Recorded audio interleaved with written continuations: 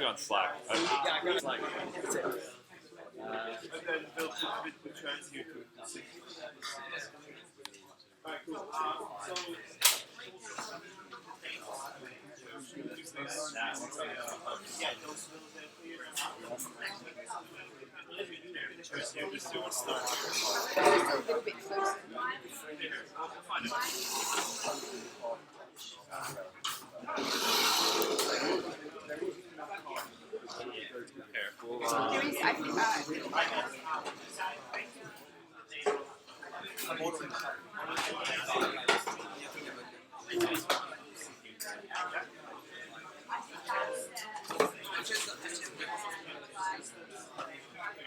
Provides power.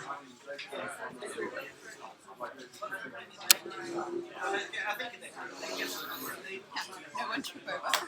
Yeah. And what about actually?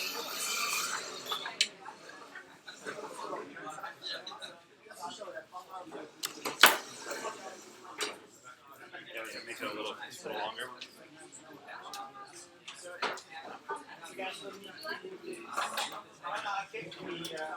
Did you check the link? Yeah, it seems to be working about something as well. What did you say? We're worth doing it and just sending it to someone else just to check it works because I'm about to post it.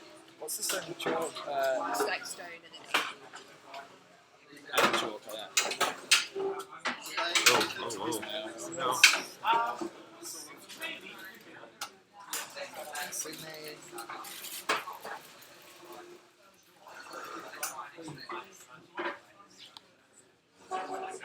Do you think that quality's okay, or? As good as you're gonna get, isn't it? I can boost it up, but it might lag more.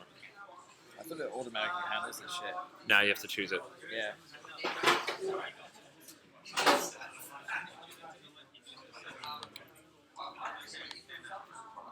Let's be a hashtag slightly.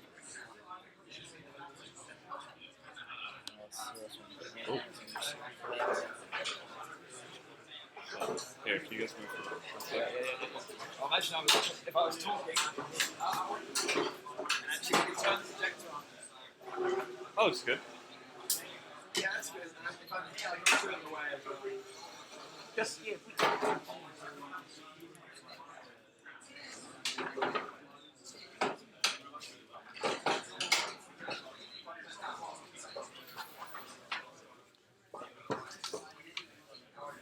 Yeah, it looks brilliant. Gorgeous. is everyone connecting their own computers to that? Yeah. Should we see if we should check if the sound is working? I think it should be. Okay, let me get my phone. This is on, so this is live to the world. Crap. I feel like this is how it is very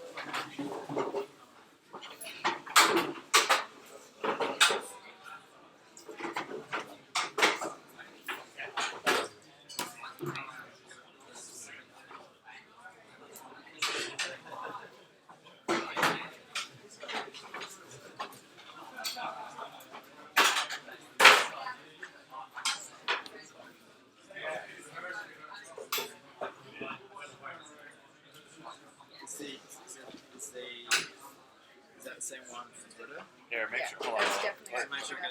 Hold on. Let's just make sure the. Yeah. 'Cause I don't know if it's going to that old video. I mean, it should be.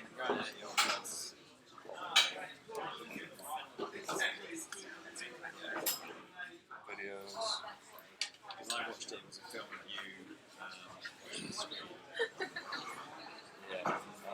Just go to the Facebook page and see if it works. Yeah, it's good. this is your 4.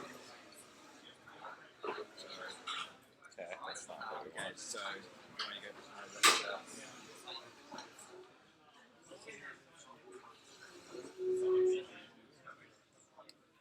It's gotta be. It says it's live. if it's live, we need to know how to change the link.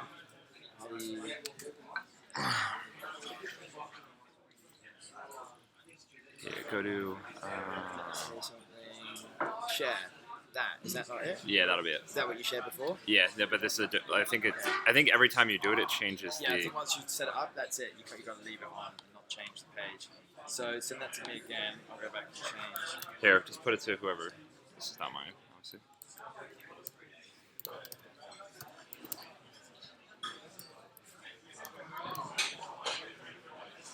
We need to paste the link in there somewhere. Yeah. Why don't I send it to someone else as well to test Yeah. it? Go to Nell. Yeah.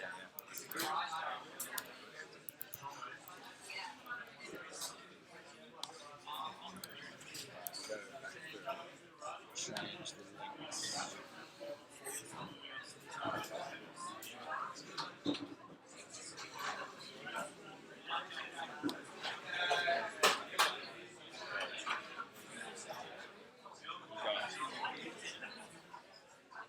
Okay, yeah.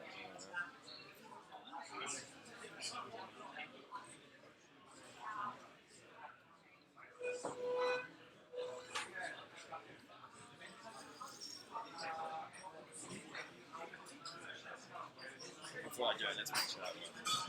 Yeah. That would be embarrassing. Did it go through? There we go. Oh dear. Nah, this is good. It's good. Yeah, I think it's good. Yeah. Hold on. Okay. Oh, good point. Microphone. So how? Yeah. Think about that. Can hear it fine. Yo, big change. We're gonna have a fucking mic. Here, walk back. We're gonna have a microphone on it. So. Here. Just start talking. Just Yo, talk. it's a test. Yeah, I fucking love you. Yo, yo, yo, yo, yo, yo, yo, yo. Hold on. It's like a 30-second delay. Uh, Hold on. We're almost there.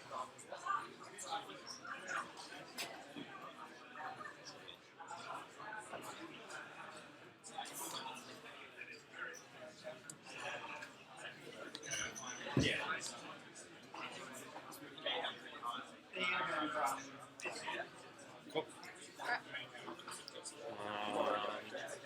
Let's find something heavy-ish. Put it in the bottom here so it's Just in case. Alright. ice bucket, or one of those bags of ice. Yeah. Is that the look? Is like everything else? That's a good Is point. there a, actually wait. Yes.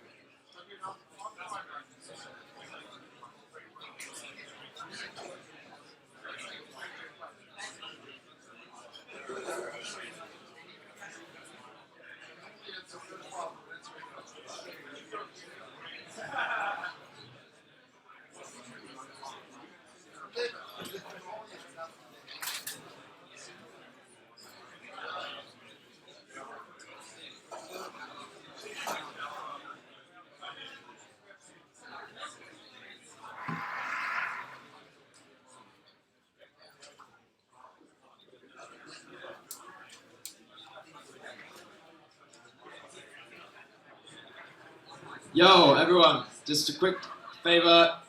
Anyone who's on Twitter or Facebook, I'm sharing the link. We're going to be live streaming. Just hashtag SWSID16 and share it with anyone. Let's get that going.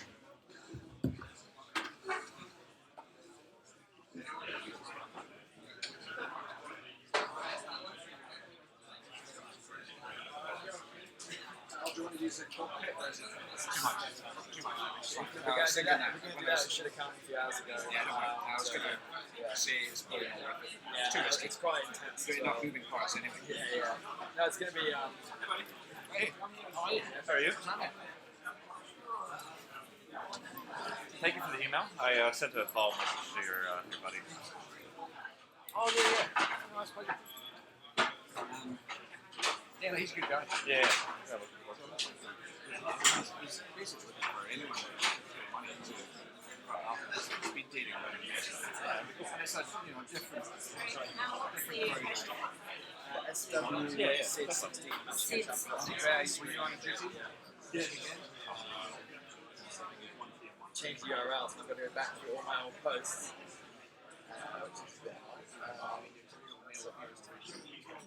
Thank you.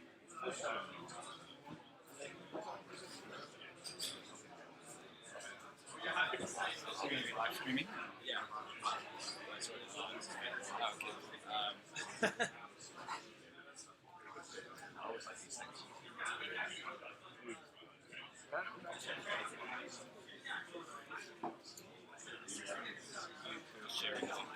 Well, the link changed. It's quite annoying. So I have to go back to everything. No, Vicky. Yeah,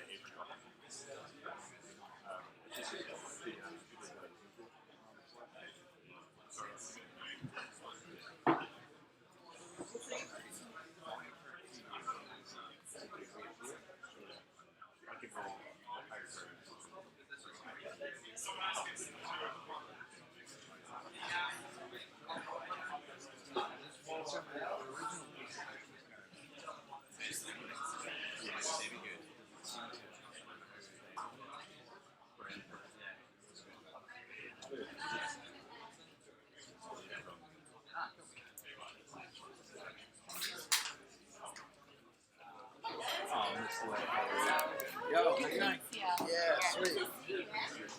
Hi, Ian. Vicky, nice to one of meet your you. fellow judges. Yeah, I see you speak at 223. Oh, okay. Right. Good. Are you? Nice. Very good. Yeah, that's lovely. Cool. The school is good. Still got I've got a yeah. How's Bali? It was really good. Yeah, I was in Bali for 2 weeks. I had 2 weeks back to back. And both of them ended up in a cool way. So, lots of fun. Deliberately arranged them back to back. No, it was just coincidence. I had a cousin and a close friend. They happened to be on the 2 weekends. And I was like, 2 weeks in Bali, here I go. A year and 3 months. Yeah, I enjoyed it. Yeah, so I did the fun as well as the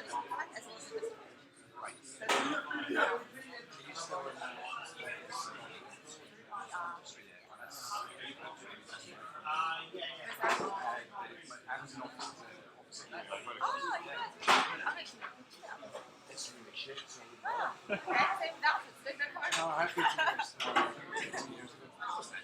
Actually, we're better now. We're actually expanded, not down the wall, so it's slightly better. Well, our entire building in like 2 years, so we're Okay. moving in January. Okay, where are you guys going?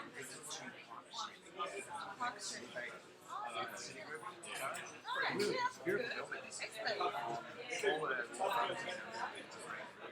so much space here. That's fine.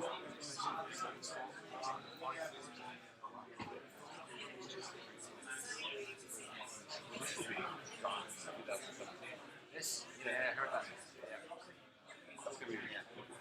Okay, so what happens to your Where do they go?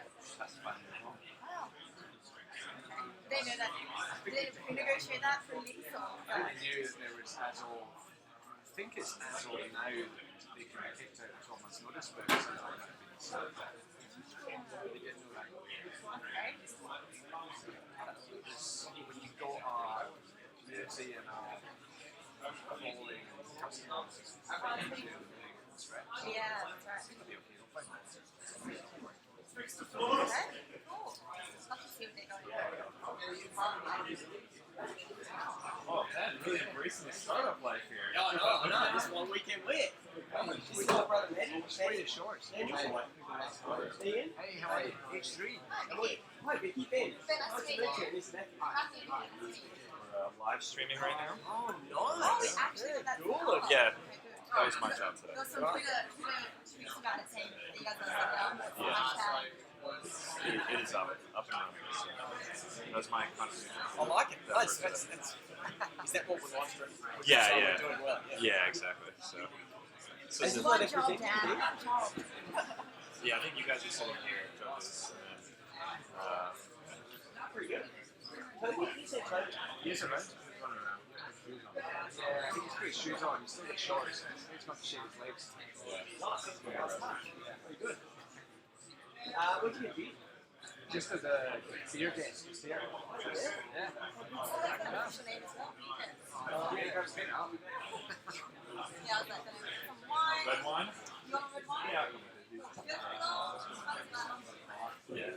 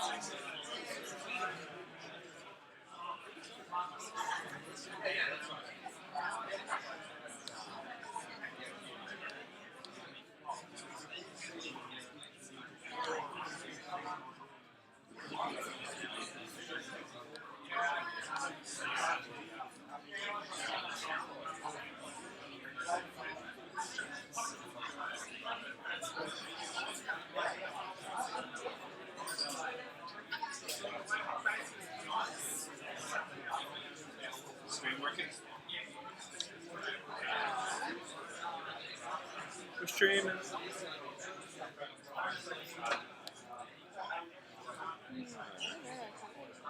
I think that's not the right. You know, I'm not. No, it's okay. Did he just post up a new one? Yeah, I think he posted up the right one.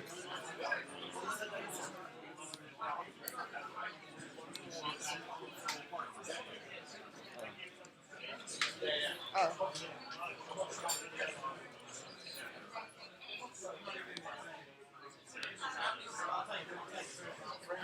Let's get rid of the confusion.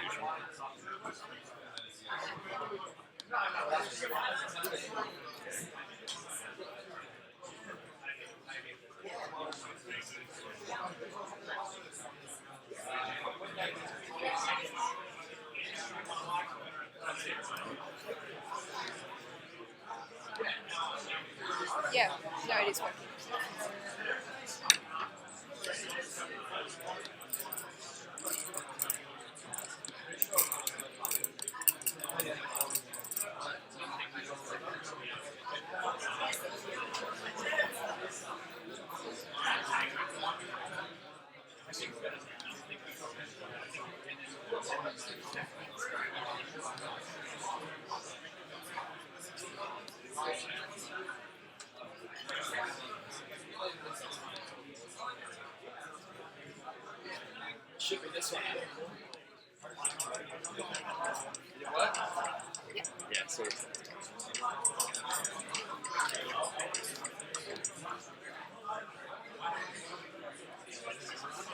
basically there are two different links of what I'll post it, but the one in the text is right, and the other one is just a photo of your face. So, well, like 20 seconds. But it's working now. Two people watching. Sorry? So there's two people watching. Does your computer have like it'll go to sleep kind of thing? Oh, yeah, it does.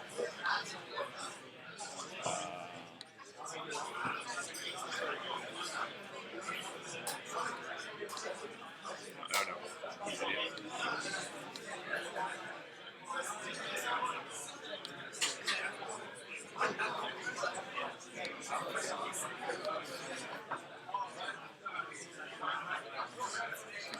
Right? And so there's some power management thing maybe.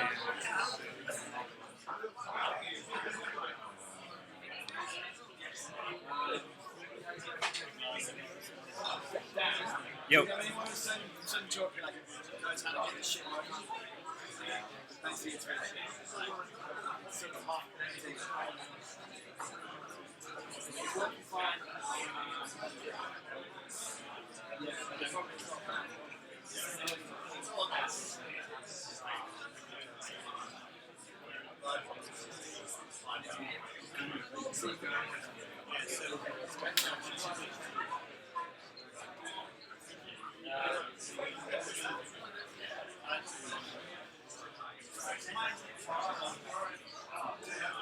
Computer one. There we go.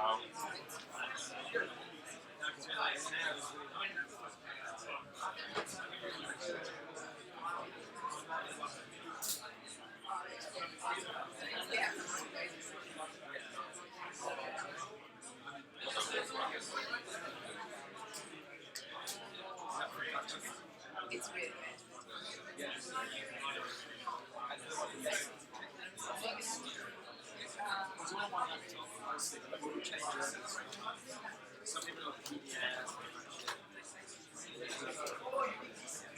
What that does inside?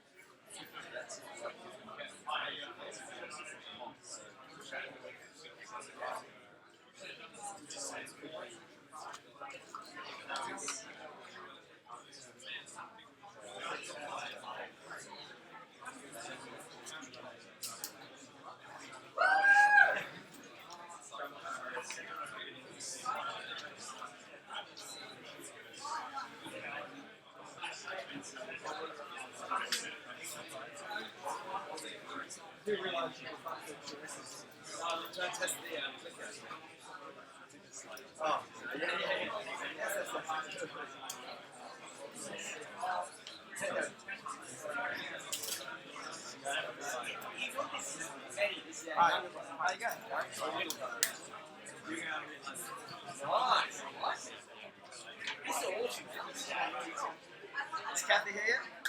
Well, that's she'll be able to get in. Oh yes, people downstairs.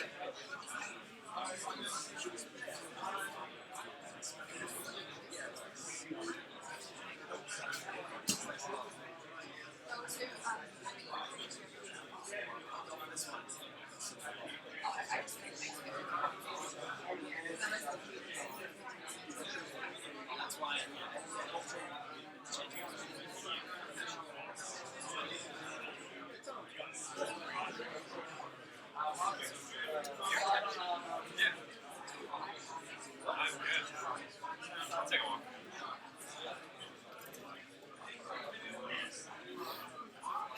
Working?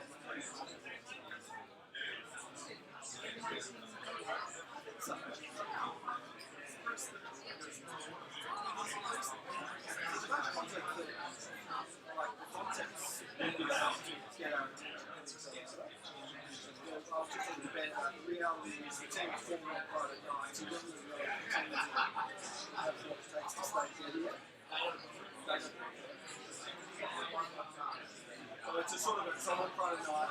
Everyone who gets up and the team's kind of forming around that. And so these teams go.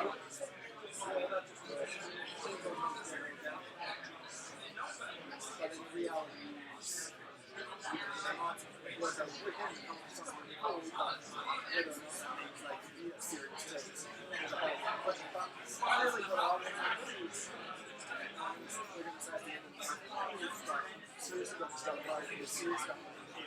Like all go over that corner and all these guys they're going to have like time. So get some kind of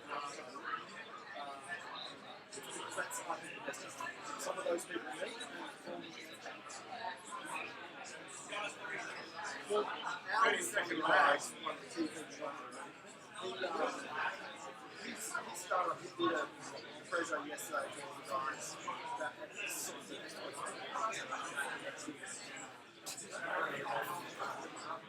yeah, so it's Can you see or not? Nah, it's pretty laggy. Here, hold on. Let's see if I open something.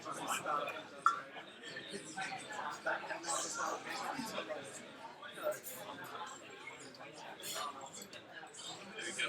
That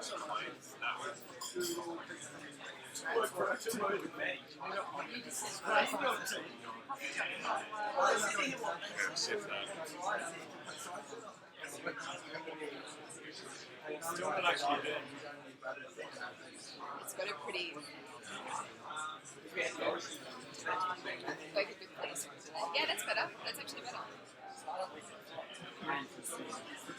Okay, now mine's pretty much. That's what they pay me for. Go further back because people stand further back. That was a lovely thing. Yeah. Stand further back and see if you can see your face because they'll be back around here. she does. It's done on this stuff. She's just on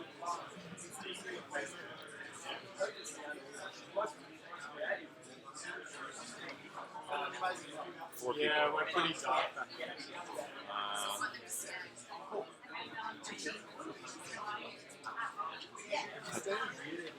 Yeah, I think most people might be nervous if they stand up. Yeah. I think 3 of them are us, there's 4 watching. It's okay. You still had darkness. Oh, we should do this.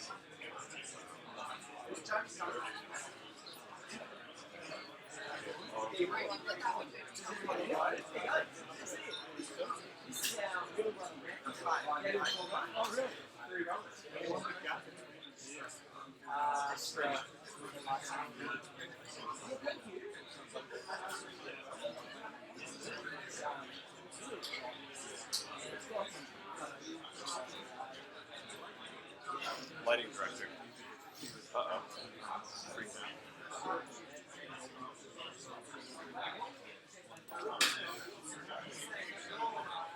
Oh, it's 100% the green. It's green went on for a second there, and then you'll get your breath.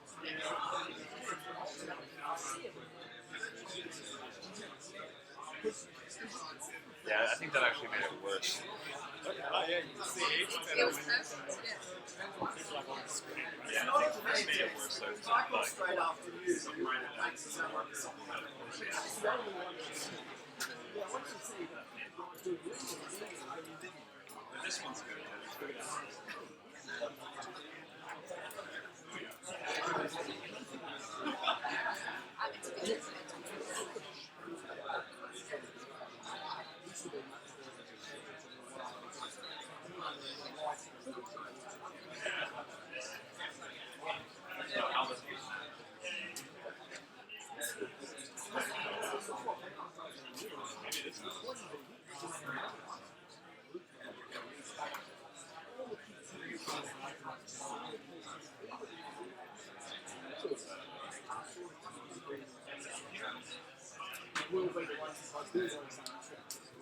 Looks good now. stand there now.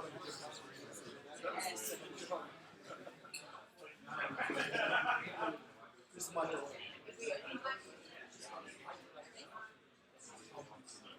Yeah, there's too much contrast. Second go.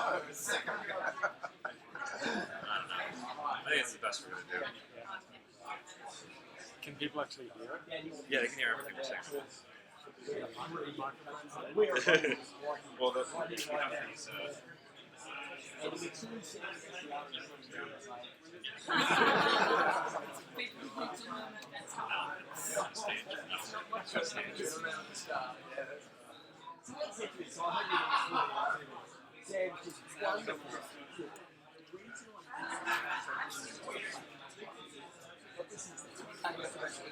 He's trying this whole be really honest thing. This is like, and then it's honest when one of them came right here. It's just not even the one that was a choice.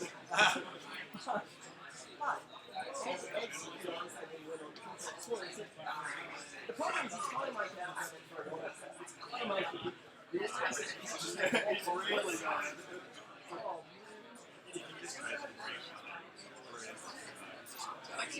Well, I think, yeah, I think.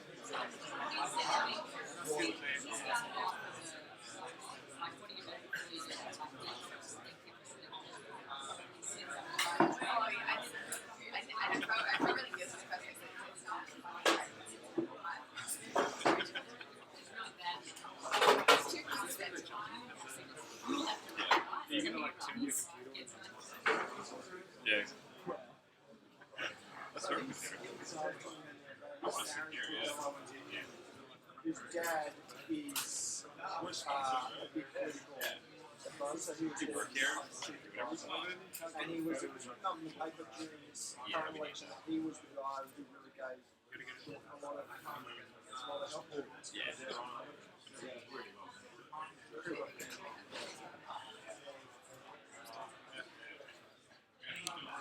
How many teams we massage is not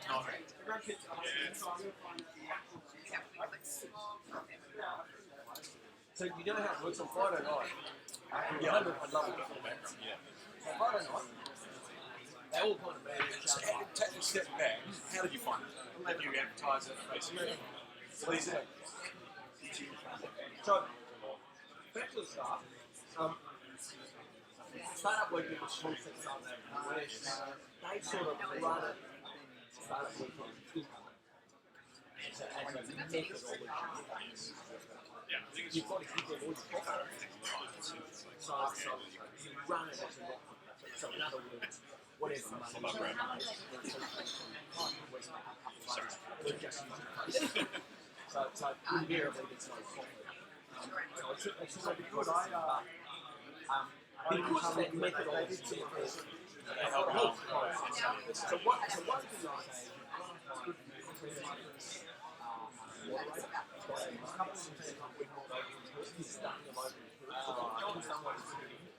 so he knows how to do it.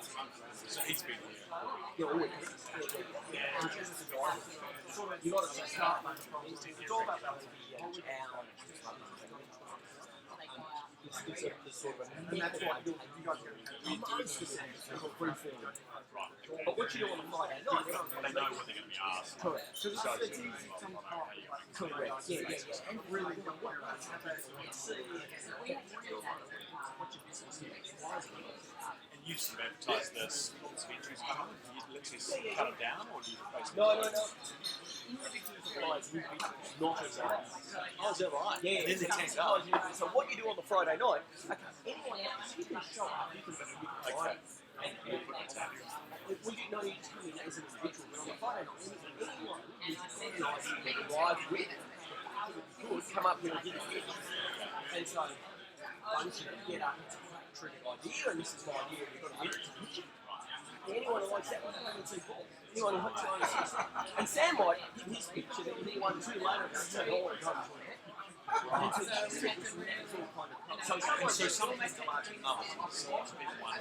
yeah, correct. Yeah, absolutely right. Yeah, absolutely right. And so there's colors and there's different ideas. And that's a really important part. There's no one of them in theory, and there's no one of them can come up with the ideas that 3 of you, 15 of you. So,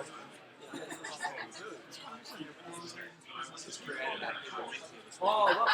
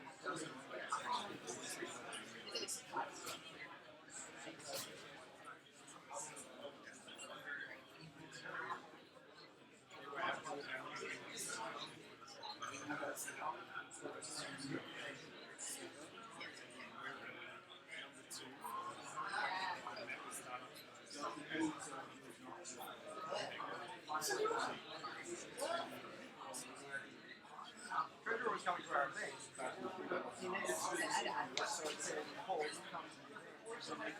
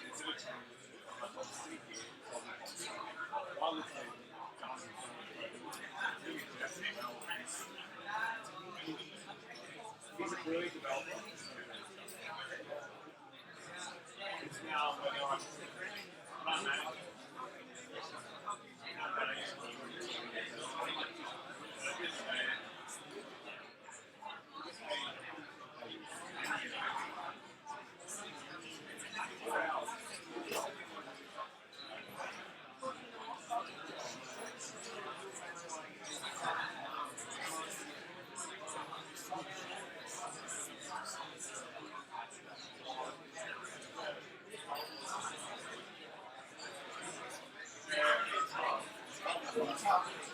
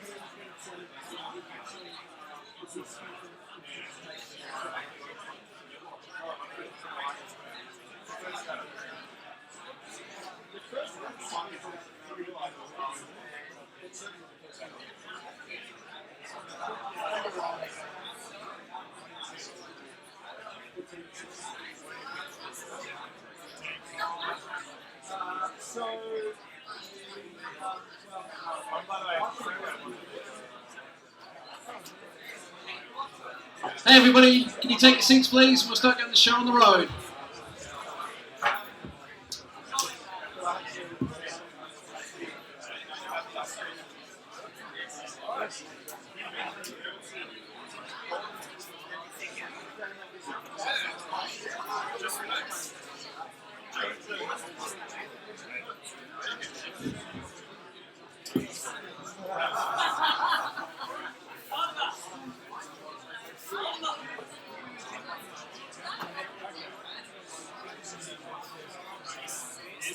I've actually got a formalised plan. I was hoping to get it done this weekend, but it's like this. Once you complete it, which is obviously a personal you have a sort of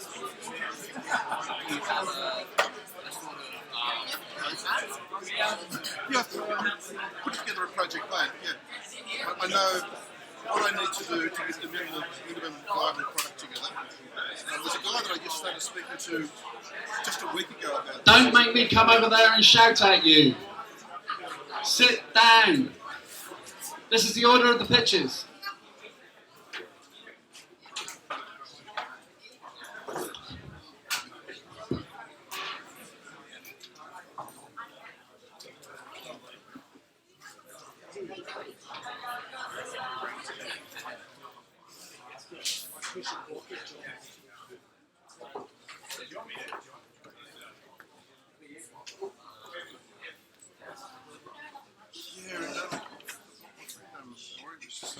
He spent the last couple of years working out how to get government grants.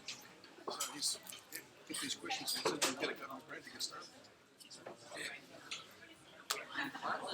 it's just coming together. Yeah, it is actually. And, you know, one of the, Give you 5 seconds and I'm going to come and shout at you. one of the Move. aspects of things that have gone over in my life, they all seem to happen at the last minute. So I've got to get stuff done. It's all happening. Sorry, I'm just cutting into like everything coming together like this.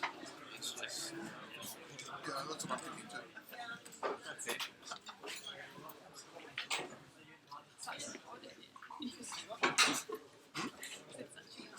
Hey, let's kick off.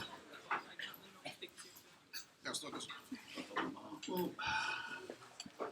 So, welcome to Final Pitches. For those of you who haven't been here all weekend, All weekend, the teams here have been working on their business ideas, trying to turn an idea that they pitched in 1 minute on a Friday evening into an actual viable business. So we're here to judge the outcome of their efforts. Personally speaking, I'm really proud of all the teams. You've done an amazing job, and it's been great fun working with you. So no matter what happens from here on in, you've done an awesome job. Well done. Tonight we've got some judges. Obviously, we have to judge what you've done. It has to be competitive. Somebody has to win because that's how we organise our society. So I'd like to introduce Ben Heap from H2, Vicky Lay from Artesian, Daniel Foggo from Setter, Kathy Kovacs from Westpac, and Ian Gardner from AWS, who are going to judge your paltry little efforts. Cool. Just going over the judging criteria again. So if there are 5 categories for judging, 3 of them are validation. We have pushed you and pushed you and pushed you to get customer money all weekend. We have asked you to verify your assumptions and get validation for the things you're trying to create as a business. So the judges have been told that that validation is the thing that we're really looking for. If you've got customers who actually bought your product, bought your solution, agreed that you have your problem, then that's great. And you'll stand more chance of winning than if you just built something awesome that nobody wants, which is always a problem in startup. So, did you actually get customer money? As I've told you before, customer money is how we measure value in a capitalist society. If your business has money, then it's a business. If your business can't get money from customers, it's not a business, it's a hobby. So if you've got customer money, that's your kind of step 1. Awesome. If you built something to get that customer money and you've actually put that out there and sold it, is it awesome? Does it work? Does it look good? Does it actually function? Is it a good thing? Have you worked well as a team? Did you execute well? Having an idea is great, but an idea is pointless without execution. So have you actually managed to execute well on that idea and turn it into a business? And finally, is it actually a viable business? Is your cost to acquire a customer less than your lifetime value? Can you actually turn this into a thing that will pay you salary, create value, do all of that? So those are our judging criteria, and that's what you're going to be judged on. Each pitch is 5 minutes, and then there's 5 minutes Q&A. Work out which team you're going to be after. So every slide when we introduce the team, we also say who the next team is. Get yourself somewhere down here when the previous picture is on, and be ready to go next time. I want to keep this nice and smooth. If you overrun your 5 minutes to pitch, I'm okay, but it cuts into your Q&A time. I will cut you off at 10 minutes. So you can't overflow your 10 minutes because I'll start clapping everybody and all the rest of it. So if you overflow your pitch time, then you've got less Q&A. No big deal. And yeah, remember this is just fun. It's just a startup weekend. No big deal. Cool. So this is the pitch order. So Spendworthy is up first. Where's Spendworthy's picture? There you go. Trying to get yourself down here. So share my share, start getting yourself together after that, and we'll proceed through. There'll be some switching because the PDFs won't be in this Google Drive and other things, but pretty much we should be smooth right the way through. So we're going to start pitching now. In 2 hours' time, we'll stop pitching. There's one question. Oh, no. It's just wishing him good luck. Awesome.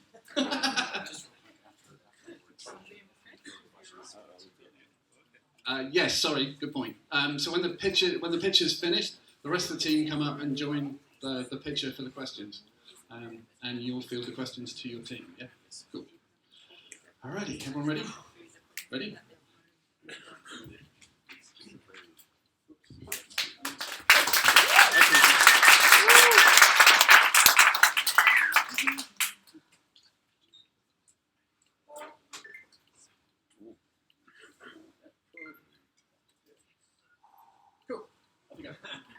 Good evening, everyone. My name is Andrew. Our project is Spendworthy.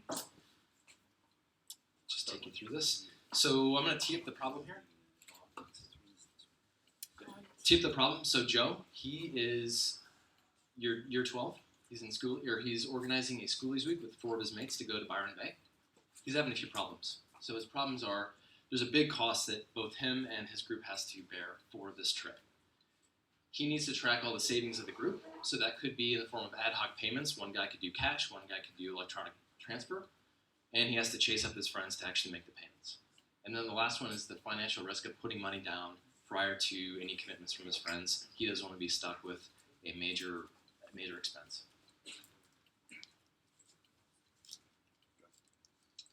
The solution here is Spendworthy. So Joe and his 4 friends now have a tool and a platform that provide clear expectations for what they need to contribute for that goal for a specific time frame. The whole group is responsible. No one person holds the liability, and they have the surety that everyone's going to get their money back. Regardless of whether they achieve their goal or not, they're going to get their money back.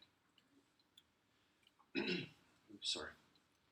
And I guess, well, I'll just keep on going.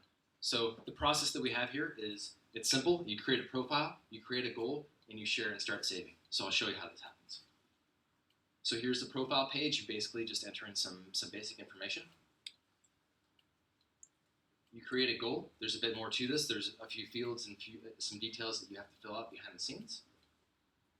And then you share and start saving. This is your personal dashboard and your goal. So you can see how much has been contributed toward this. Both you and your members of your group can display there. For product validation, we have $115 that have been saved toward their goals through our platform. So you can log on to our website right now, and you can create your own goal, and you can make a payment today right now. So we have $115 that have been saved over 8 active goals, with total goals reaching $66,000. And those were just some quotes that we got off the street over the course of the last couple of days. Yep. This is a picture of the homepage. So this shows the active goals and the projects that are happening right now. The potential market that we're after, let's put this down since I already done.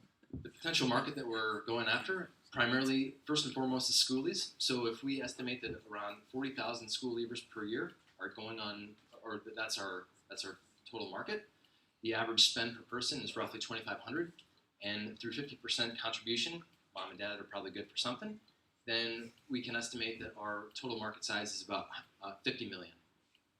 Beyond schoolies, we also have other opportunities in which we can scale to, which include hens and bucks nights, sporting clubs, fundraisers, activity holidays, group holidays, any time when there is a group that is looking to contribute financially. The competitive landscape, we know there are a few players that are doing really good things. So Tilt's one of them.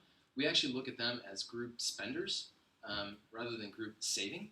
So for Tilt, you're committing a lump sum at a given time versus us, where you're emotionally committed to a goal and you're saving incremental amounts over time. So you're taking financial management into your own hands. Flink is another one that is more of individual investing, but nonetheless it could be loosely a competitor. For the competitive advantage, I've already spoken about this, but I guess beyond what I've already said about group saving over time rather than one lump sum payments, is that as people invite their friends to a group, then we can expand our network incrementally.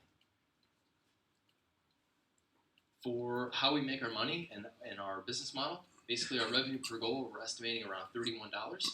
Our average savings, so that's based on average savings of a goal of $1,250 per goal within Spendworthy. We know we're going to be charged for transactions coming in. So we feel that if we can charge 3% and get charged 1%, then we have a 2% skim. And in addition to that, there's a nominal interest amount that we can charge on the pool of money that we've aggregated through all the projects. This is our team. I'd like to thank them for all their awesome work. We came in with a different idea and pivoted and came up with this. And what we're looking for are designers, app developers, front-end developer, and marketing. Thank you very much.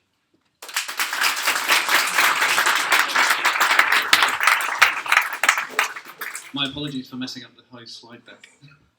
Judges, have you got any questions? Does the rest of the team want to come up as well? On the bottom.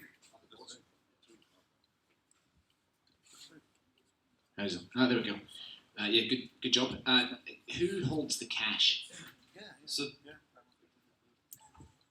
Yeah, look, that's actually a great question. That's one of the things we explored straight off the bat. So, I mean, at the moment, the minimum viable product we've built, it's really comes through Stripe and PayPal. We think at scale, it's going to be a trust account that's held with the bank.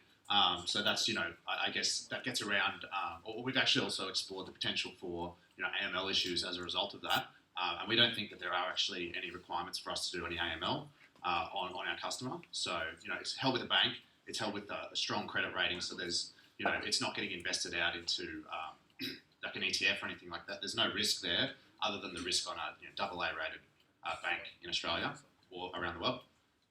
So that $115 that's been committed, like, what is that? So that's actually like savings that have been committed towards some of those projects. So some of those projects that are there are just, nobody's committed any money for it. So it's just, somebody's gone in and tested the platform. But there are, some projects there that have got some savings committed towards them through, and I'll give the technical side over to Greg, how that was done just in the MVP. What we're doing is just for the MVP, we're using Stripe, which means that when they donate money, it's actually going to Stripe and being held there. And we're able, and as part of our contract, we said we'll refund the money. So actually what we'll do is go into Stripe and do a refund at the end. So everybody gets their money back. But in the real world, we would end up transferring it to the trust account from there, and then it would start accruing savings until it was needed.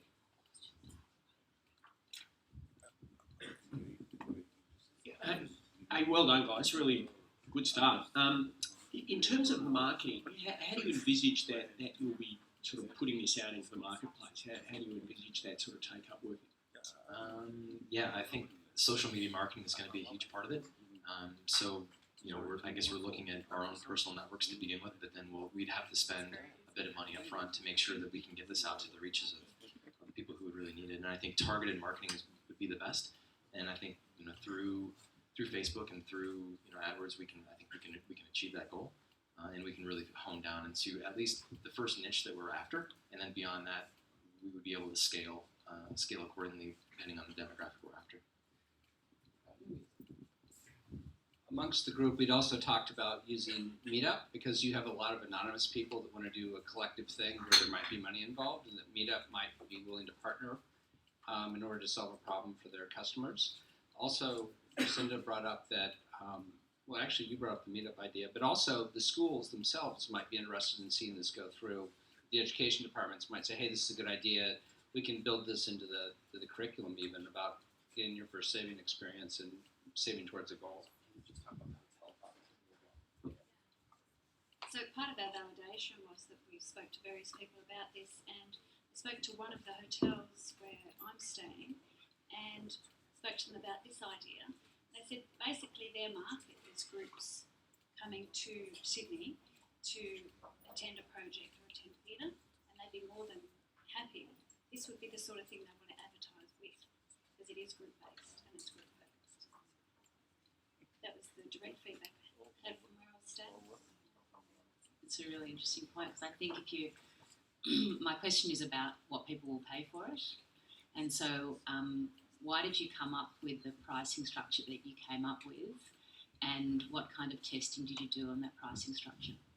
So that's we've actually sort of directly copied one of the competitors. So they charge a skim on the transaction fees. So look, that's the initial revenue model that we've come up with. But I think we think that there are a lot of other ways that we could monetize this. So one of those is through I guess having some sort of marketplace or advertising platform on there where there's going to be people there's going to be very targeted data on the groups or the projects or goals that people are saving for. So if we can actually allow advertisers to advertise specifically to that, so it's a hen's night that's going away for a weekend and then potentially going away for to Byron Bay, then it could be a place at Byron Bay that wants to advertise there and potentially offer them a 10% discount on what they're actually putting their money away for, that they can then use that additional money for going out to Cheeky Monkeys or whatever it might be. Cool. Thanks very much.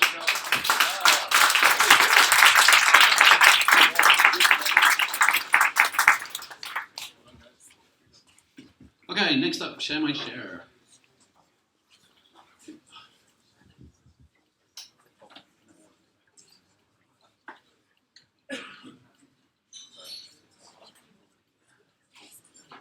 Share My Shares. We're about transforming the securities lending industry.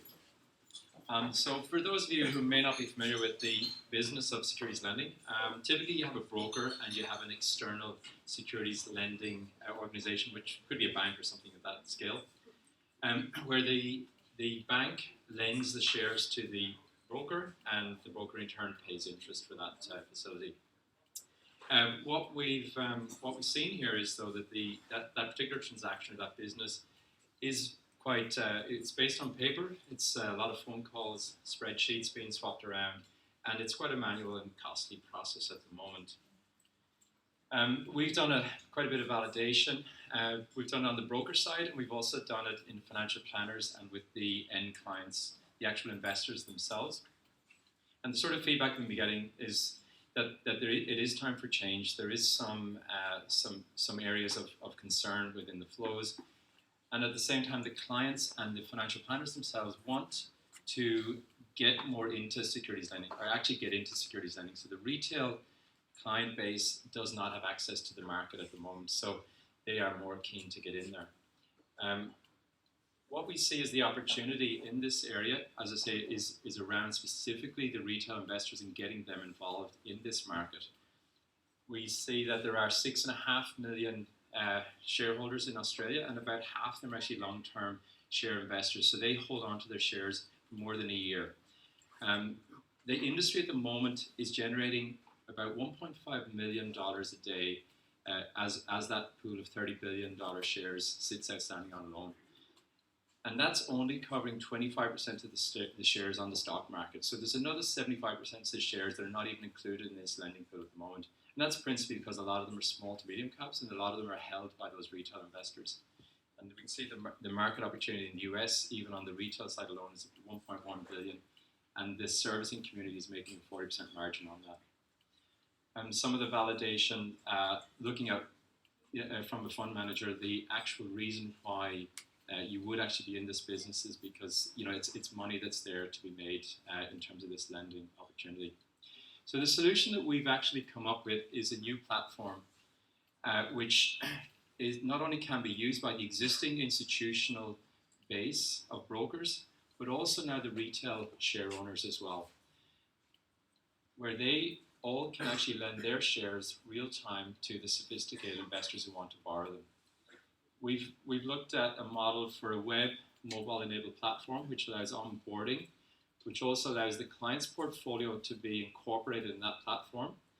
And then on the other side, for those who want to borrow those shares, they can actually come on the same platform and anonymously see the pools of shares that are available. And all this is done on an automatic basis, where we integrate directly with each individual broker bilaterally, but on the same common platform in the background. So it looks a bit like this. Whereas before we saw that there was an external broker relationship with the independent bank, now it's all within the broker's world. It's the broker dealing with their clients. It's more efficient, it's more cost effective, and the client is actually in the picture now. The client is getting something out of this. So this is our platform, Share My Shares platform on top of this that actually brings all this together and does the communication. The mobile application side of the prototype for that shows where we can onboard the client. The messages and the setup of the client happens with the broker's system through their APIs. The client then gets their portfolio back, and then they can determine what they want to put out a loan. And then the lenders on the other side can log in, and they can see the total pool of shares that are available and what they want to borrow. Once they submit here, and once the client submit, the details automatically get updated on the broker's system, so that all of the shares can transfer pretty much instantaneously, and people generally get a better experience from the brokers right to the actual clients. So our revenue source is really just a clip on the revenue of the transactions that flow. So the interest that's been paid, we're looking for a piece of that business, and we believe that that's attractive. But that's feasible because this is money that is being made from essentially just pushing shares into the market, and so it's revenue that's quite comfortable. So just to quickly finish. Where our unique position is that we've already had some really engaging discussions with brokers, and we are actually proceeding with further discussions where this particular one broker has said that next year they will be looking around this project and actually look to undertake a transformation of their business in the securities lending area. We've also had an exchange interested on our site, and an investment manager who we're speaking to on Monday, and the broker in question as well will be flying to Sydney to see us next week too. We see, generally we don't see much competition in this space, but we do have legacy providers who are there. They are of scale. We're aware of that, and there is a bit of status quo in this industry. We do try to break the norms. We are looking to say build in partnership with with our first client by next year, and obviously hiring up to do that and grow the business by the end of the year off the back of that first successful implementation.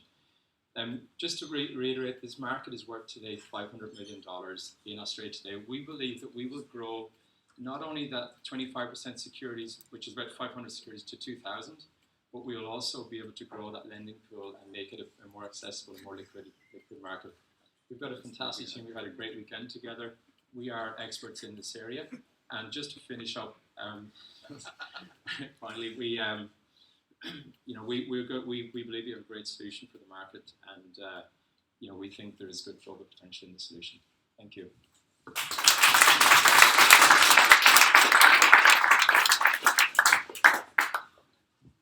You've got 3.5 minutes for questions.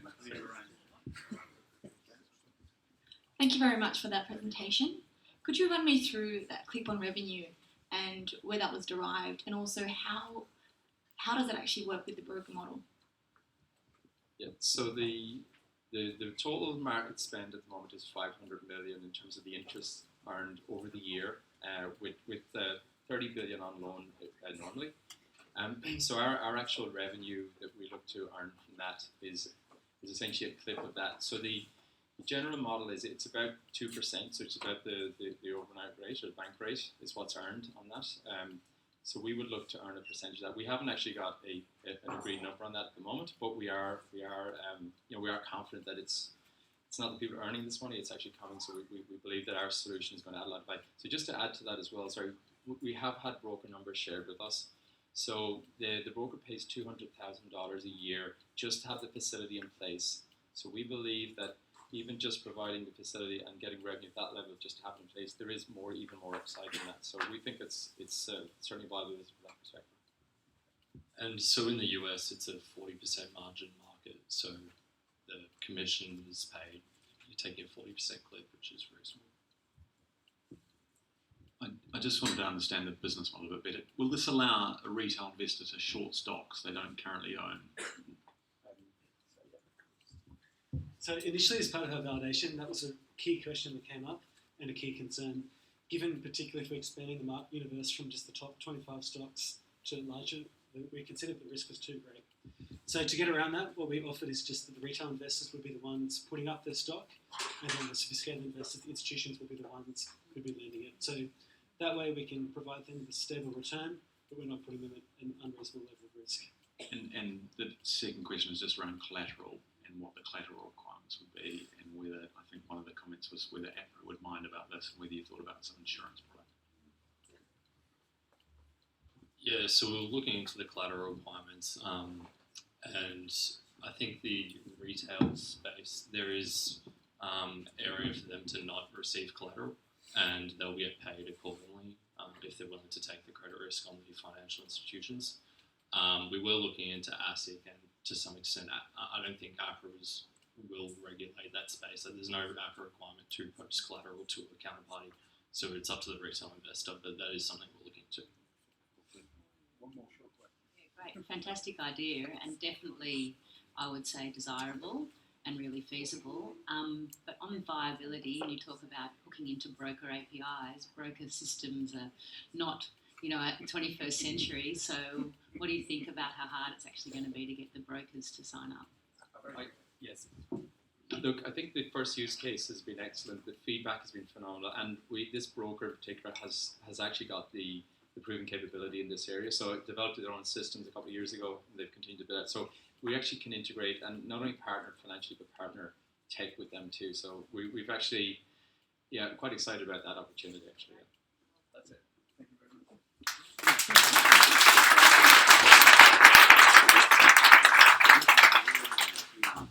Trade Square.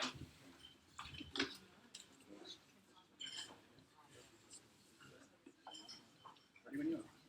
Hey guys, we're Trade Square, and the problem that we're looking to solve today is splitting the bill when consumption is not equal. So we've come up with 3 key pain points that we believe are a problem. So the first one is people who eat the least are often unhappy as they get shortchanged. Secondly, you're often chasing your friends for payments after someone's made the payment. And thirdly, calculating who owes what at the end of the bill. So we've come up with a solution. Basically, one person will pay the bill. They'll take a picture of the app with the receipt. They'll drag and drop the names of their friends based on the items that they've consumed. From that, they'll be able to confirm exactly how much each person is owing based on their consumption. Each friend gets a reminder to pay up, and the app keeps track of payments depending on who's actually accepted the payment. Oh, wait, that's your... Okay, so we've looked at the size of the market. So the restaurant market in Australia is a $13 billion market, and we're targeting mid-range dining. So that's people from about 4 to 10 who are sitting down and having a meal and obviously getting a bill brought to their table. And interestingly, from going out and talking to people on the street, we found that vegetarians particularly have this problem, given the fact that they eat the cheapest meals and they always have to share the bill equally. And actually, another interesting fact, 11% of Australians are now vegetarians. So what's our unique value proposition? When we went out on the streets, what did customers tell us they actually wanted? So the first problem is actually calculating the bill correctly. So often it becomes very difficult with weekend surcharges and GST. How do you actually calculate it properly? Often the person who pays last pays the most because they have to pay the difference of what hasn't been taken. So that happens. Secondly, removing the awkwardness from repayments. So you often have to chase after your friends. You have to look into your bank account and see who hasn't paid you. And then you have to constantly send them a reminder with your bank account details to please pay you. And the third one is that restaurants, we also went out and spoke to restaurants, and they also have a problem because they either don't split bills, which means that their customers get unhappy, or they split the bills and they have to take 5 credit cards. So it's up to the waiter to then go and divide it up and reconcile it at the end of the night. So we looked at what competitors there are. So we believe that TradeSquare offers an end-to-end experience, right from receiving the bill all the way through to settlement. So there are a couple of competitors in the space, but a lot of the competitors are focused around knowing exactly how much each person owes before you can put it into the app. So that means you type in the number for each person, as in a dollar value, and then you can split the app. It doesn't actually help you facilitate the actual amount. So what's our business model going to be? So we want this to be a free app, and we'll charge 1% on transactions from the users. And we've basically done a forecast of it over 12 months, where we say the cost to acquire a customer would be $6.25. The customer's lifetime value will be $12, and the net revenue from that would be $4.6 million. So what's our go-to-market strategy? How are we actually going to get our products in front of customers? So we believe that the key to this is through restaurants. So we've gone out and we've spoken to a lot of restaurants and we've asked them what they'd be willing to do. And a lot of restaurants said to us they'd be willing to put our flyer with the bill as the customers receive it. And that way our product hits them as the problem happens. And in return for that, we've offered to share the data that we collect on their behalf. And secondly, of course, since we noticed that the vegetarians are particularly strong in this market, we thought we could go to groups like Vegan Society of Australia, Vegan Society of Queensland, and get them to be ambassadors for our product. And so what's our next step? So we actually want to develop this app. We want to get key partners with large restaurant groups, and we want to build integration with payment platforms like the banks, PayPal, and Venmo. And lastly, we've actually got a short video about it.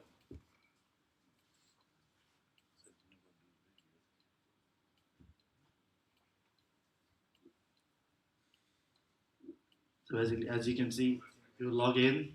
You'll have a list of all the payments that you owed from your last bill. You can then take your bill, have a picture, easily drop and drag faces to items that they've eaten. You can put 2 people to 1 item. And you can easily change, of course.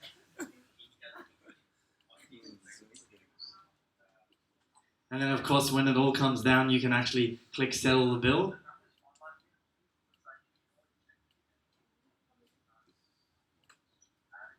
And then from there, you can actually see the amount that you owe.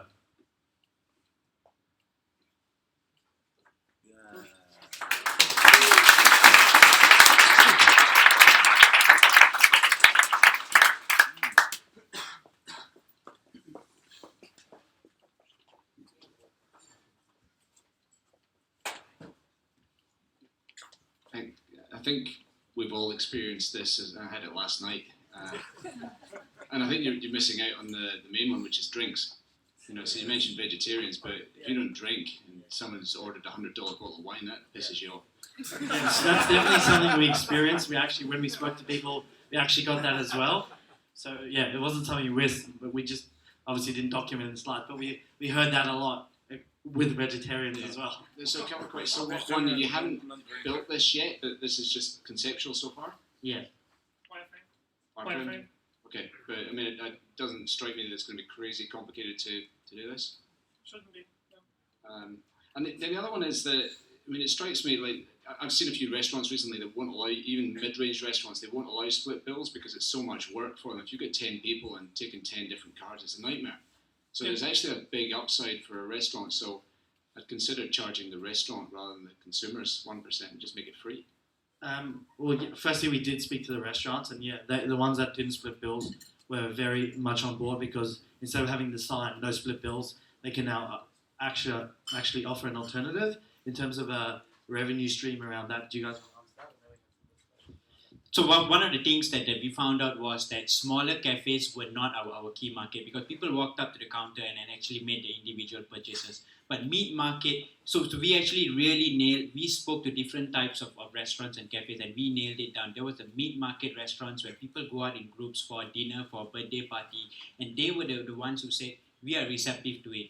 But we got a lot of pushback from the mentors to say we should sell it to the restaurants. However, we've actually then gone out and spoken to the restaurants, and any solution that we are selling to a restaurant would require a POS integration, which as you would know is something which is very difficult. And if they already have a set POS, we would have to work with that POS system itself to integrate that. So the challenge in that is that, first of all, the restaurants have also told us that they have other problems that they want to solve that are bigger problems. That's the one that they want to focus on. The second thing is that trying to move and then get integrated into 15 different POS systems that exist in Australia is just too challenging. So we chose this solution based on the viability that we checked with people who had the problem, and also restaurants that we went out and we spoke to in the routes.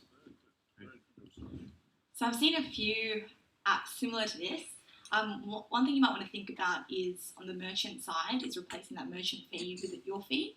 And the second thing I wanted to ask you was, the thing with these apps is all about distribution. So if everyone in my group has the app, I'll use it. Yeah. If one person doesn't have it, I won't. So how do you plan to tackle that? Okay, so what we thought about with that, and we actually got an answer from one of our customers, because while we were out, they said to us, this sounds like the same concept as Uber for paying except for restaurants. So they gave us the idea, when you're in an Uber and someone doesn't have the app, you can easily send it via mobile phone. So you can add their mobile number, and then they'll get a text with a link where they can actually go and settle it through that. That's very similar to Splitwise. So how will you differentiate yourself from Splitwise? Well, Splitwise does not let you split the bills unequally, and they could have, but they haven't done it. That's with Splitwise. That's the main one. With the other ones, I think we have three key unfair advantages. One is that we are not just a payment app, we're also a social utility. We allow people to remind friends without the awkwardness of actually texting them and checking their bank account every so often. The second one is that we want to go to restaurants and put our flyer in the restaurant, and when people get the bill, they'll also get the reminder, hey, you can download this app and settle your bill with your friends. And that's something that other people don't do. And the third one is that we have data analytics on our side. We have Carol, who is awesome at that, and that's another thing we can provide to restaurants, for example. Yes, so with that, we'll have lots of data from lots of restaurants, and we plan to actually use that data and make it valuable to on-sell it as a national database to the restaurants for Australia, build insights, build competitor benchmarks, and give insights to the different restaurants so they can target more wisely what to serve and how often to serve. Thank you.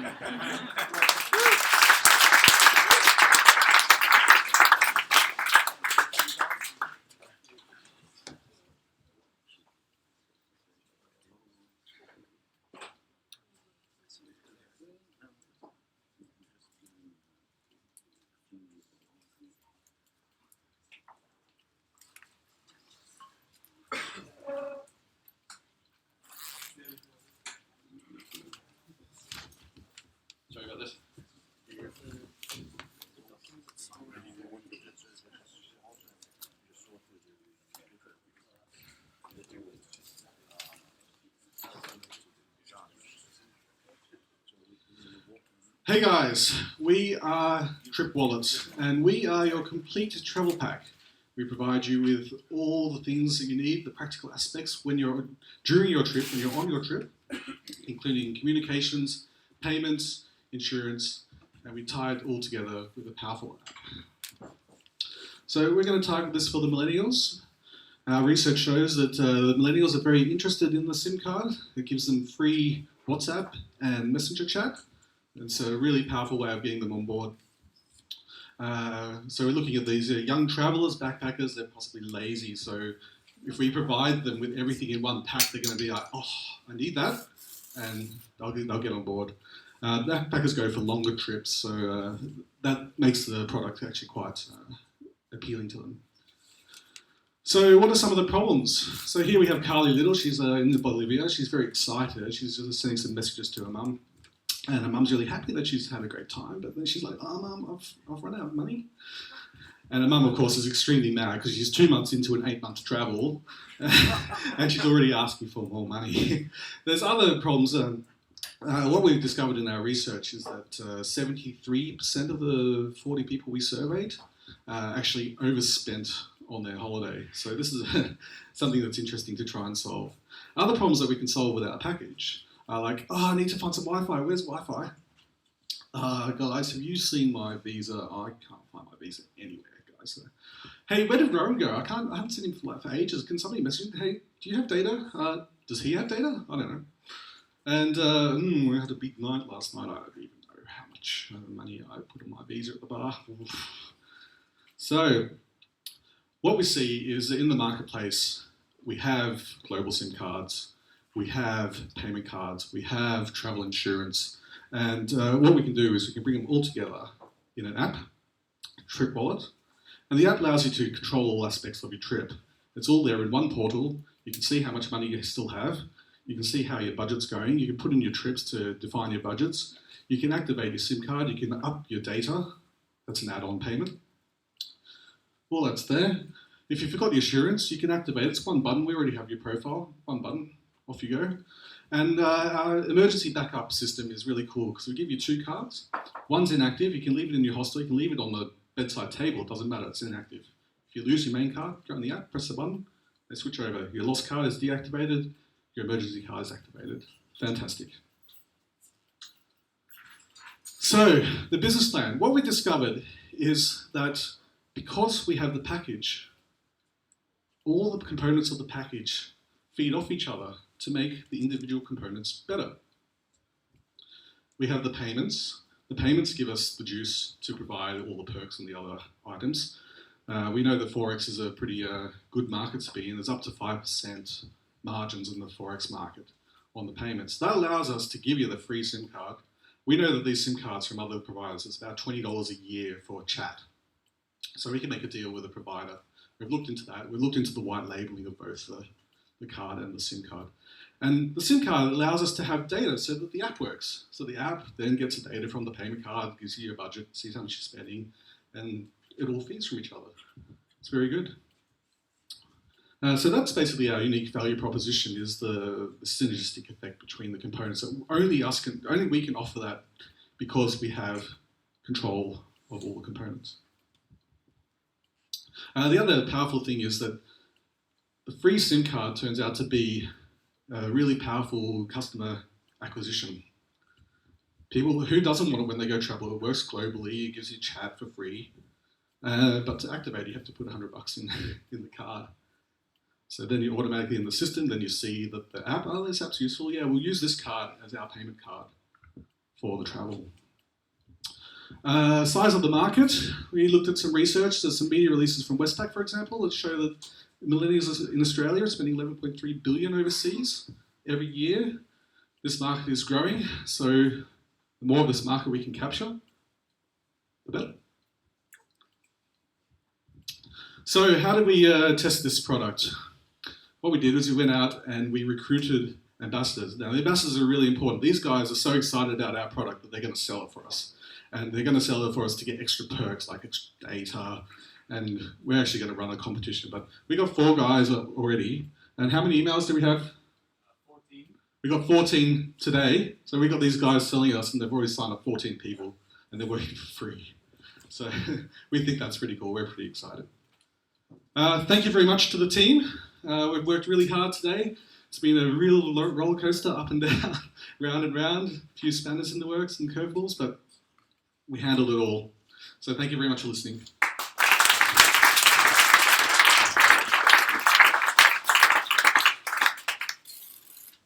Hey, thanks, James. That's good.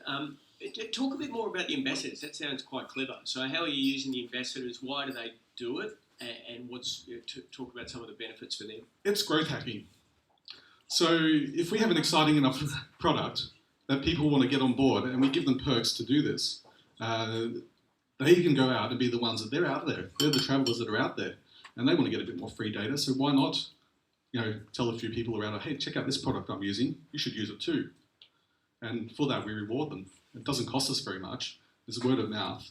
And that's a very easy way to scale across the whole market, across the whole world, in fact.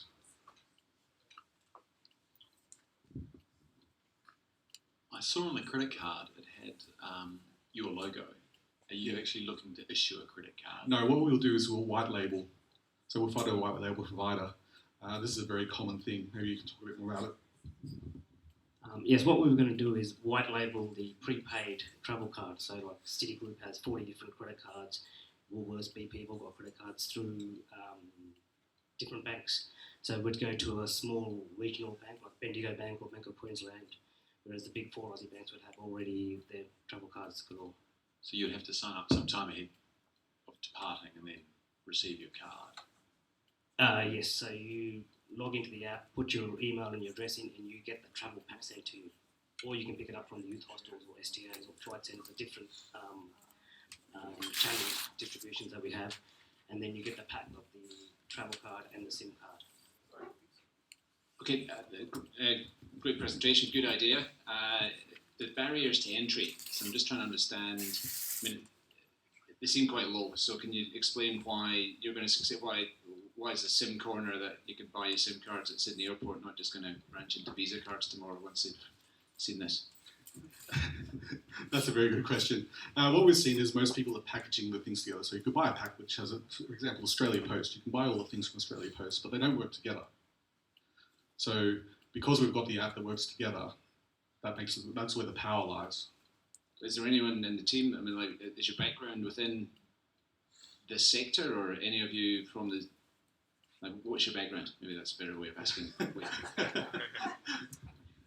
So we've got an amazing team, a very diverse range of IT, design, programming, data analytics, 20 years in banking, and these guys are at least 10 because they're younger than me in their fields.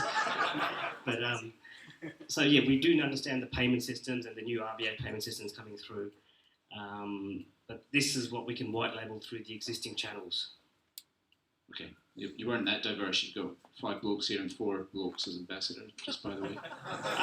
Well, we did try with the ladies as well, but I think these guys had bluer eyes than me. We had 1 hour to work with that. So. Yeah, great presentation. Thank you. How long do you think it'll take you to get to market?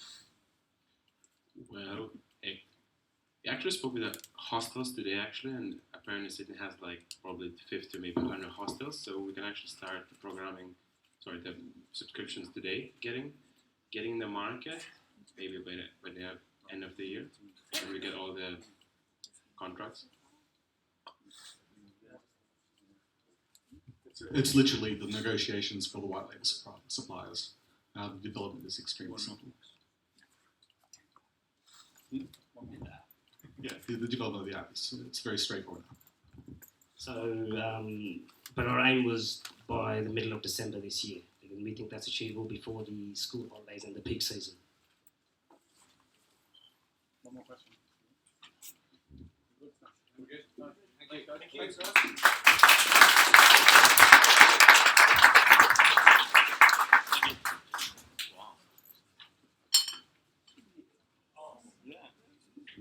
Up to buy.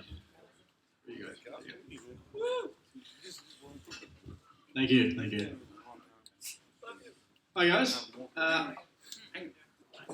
see it. Thanks again. Okay.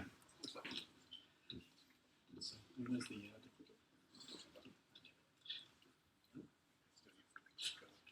okay. I want to talk to you today about Optibuy. Own a home, not a mortgage, or as we like to say, try before you buy. Now we're taking on a really, really, really big problem. Okay, 80% of young Australians really want to own their own home, but they feel like they can't. Why? One reason predominantly, house prices.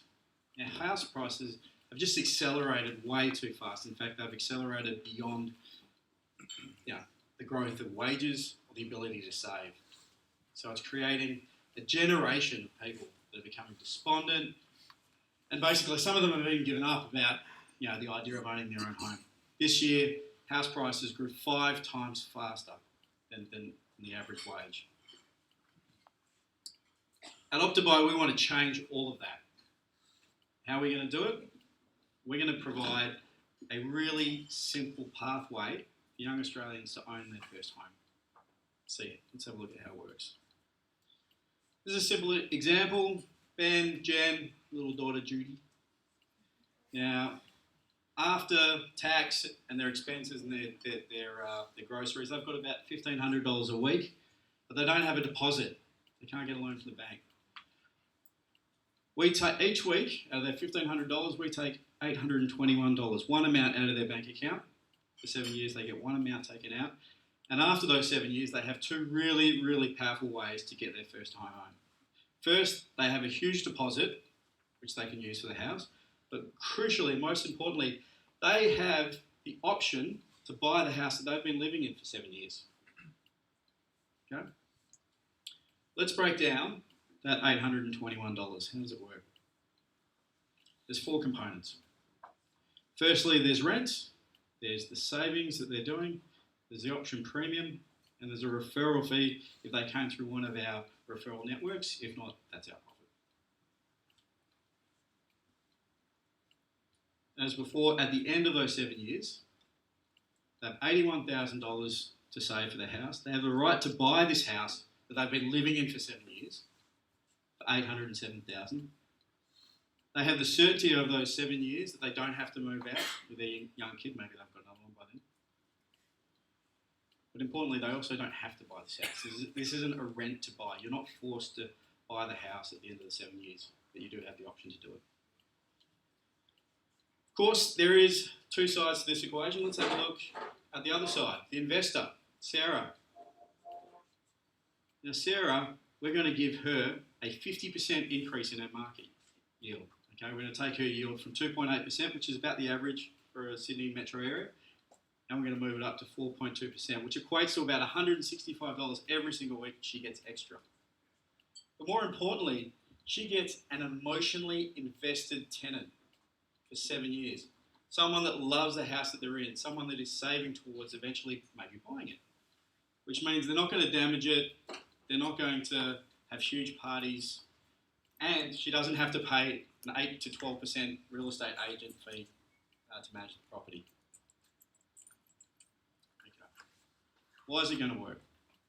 When we were doing validation for this project, one of the mind-blowing kind of observations we made with the young people we spoke to on the street is that their attitudes towards savings is really, really different from I'm trying to save for a house deposit that might or might not happen in 10 or 20 years to I actually own the thing that I'm paying off, or I own the thing that I'm saving towards. Okay, that's the key to this. Obviously, investors giving a 50% increase in the yield is great. We've kept it really, really simple. There's only one figure that comes out of their bank account every week rather, and they can count on that. And it creates certainty around the purchase price of the house in what is a really uncertain market house price. How are we going to do it? Mostly through partnerships in our networks, rather than digital or TV or print. We're going to basically go after the people that traditionally would sell these products: property managers, real estate agents, financial planners. In terms of the business model, We make money from the customer, which we saw is 2.5% every week. We make money from the investor. We make money from saving referral arrangements. We got one with one of the other guys that are pitching here tonight, term deposit roller, free plug. Now, both of these components allow us, the business, to have sustainable, reoccurring income, which make it really easy to value our business at the end of the day. Who wants to ask the first question? Wow. Hi. Thank you. Sorry, just wait for the team because they're going to answer all your questions. Yeah.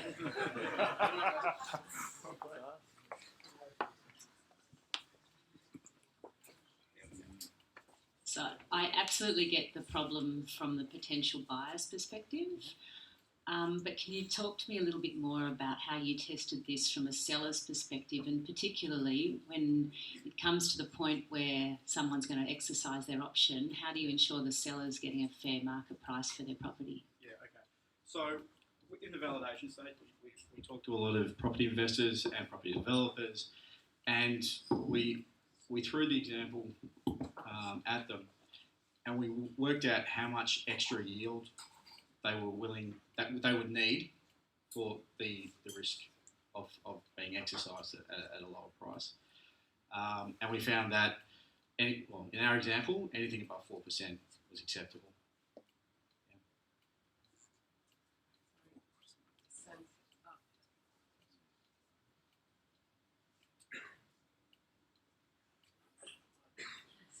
So you're locking in the sale price initially? No, you're not looking in the sales price. So the sales price we worked on was based off the Jones-Nixon pricing model, which would have copyrighted that.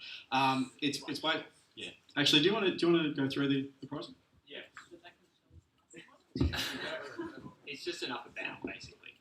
So if the house prices keep increasing, once they get over sort of a certain point, this will kick in as an option, but you don't have to exercise the right. Does that make sense? Yeah, it's not. I think you want to know how we came at that value. How did we get to $860,000? Yeah. So we took the expected growth for the property that we're investing in, then we took the volatility in the marketplace, and then we came up with this figure. So the seller's giving up their upside? Yeah, that's right. Upside above that. But it's not above the expected growth rate. That's the key. And sort of pick up on a point that there's a wonderful kind of maxim that if you buy in a Sydney property as investors, you should never sell it. You should just buy and hold and own. So asking those buyers who almost definitionally believe that maxim to give that, to give away this option, which allows someone to take that property off them. Do you think that's going to, do you think ultimately when you go out and need people to sign up to this, that people are going to agree to that? Yeah, we sort of found a paradigm shift almost in the market at the moment. Because house prices are so high, there's sort of an expectation almost that it just can't keep increasing past this point. So it would sort of restructuring the payment structure. We're saying, okay, we're going to put more into this rent rather than this capital upside. Because it's so high, it's 10 to 12. We're sort of placing a limit and saying, okay, the expectation is it's not going to go past 14, 15. Then from the consumer perspective, we're saying, okay, there's certainty now. There's certainty in a market that has for 10, 20 years been so uncertain. Can the tenant break their lease within the 7 years? They can leave at any time. Yeah, it can. It's sort of like walk away. You can walk away from this, but then you lose this option. Yeah. Okay. I mean, I quite like the idea. I just imagine that it's quite a sophisticated product that most people don't really understand options, and so it's probably all about educating the consumer. And have you thought about how you do that, especially if you're using third parties to do that education piece? They might not be very effective at that. Yeah, I mean, we have a minimum viable product. Yeah, so we've actually built like an MVP. So we've kept it super simple. So we've built a pretty basic front-end website. So if you go to opt2buy.co, check it out. You can actually put in what you can actually afford in terms of your max rent per week. So the Nixon Jones model, which is heavily based off Black Skulls, we actually went and programmed that at the back end, and we can actually show people really simply how much they can afford in terms of the actual property, which we're pretty proud of. Thanks, guys.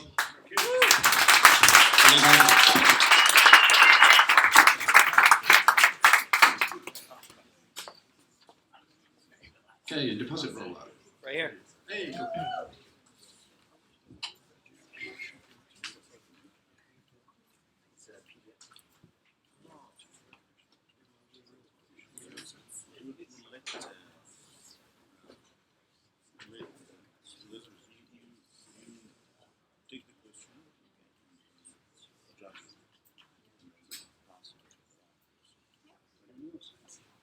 All right. Hi, I'm Rick with Deposit Roller. Deposit Roller helps people avoid the rollover trap. The rollover trap is when you invest in a term deposit and the bank gives you a honeymoon rate, but at the maturity of your term deposit, they roll you over to another term deposit at a reduced rate. Deposit Roller will help people avoid this by sending them an alert prior to the maturity of their term deposit and offering them the best competitive products to choose from. We thought to ourselves, someone mentioned this idea and they thought, wow, that's a terrible thing to happen. So we went out to the streets and we asked people young and old who invest in term deposits, and it was a very well-known problem, but there was no solution to help them overcome it. And a lot of the feedback we received was interest. We managed to get 30 registered users. 10 we actually convinced to give us a little bit of money to subscribe for an alert. And we even found a partnership with the previous startup to sponsor content for them to educate their customers on how best to maximize their savings for their goal. And we also found that ASIC stated at one point that rollover risk was the biggest risk for term deposit investors. Our solution is simple but effective. We've created a website where investors can register their details and the products that they're interested in and when they want to have their alert. And when the time comes, we'll send them an alert with a list of the best available products at the time to help them maximize their investment. The opportunity is pretty big, according to our research. There's $888 billion in term deposits. 20% of Aussies have a term deposit. There's an estimated 10 million term deposit accounts in Australia, and half of them roll over year on year. What makes us unique? We think, first and foremost, we have a really strong team, very experienced. We have expertise in sales and marketing, legal, investment, finance, and obviously digital and technology as well. We also have a lot of experience engaging customers and offering high levels of customer service. And we also have a lot of experience in technology. And just in this weekend, we've developed an application that can aggregate products from a variety of providers and offer those as options to customers.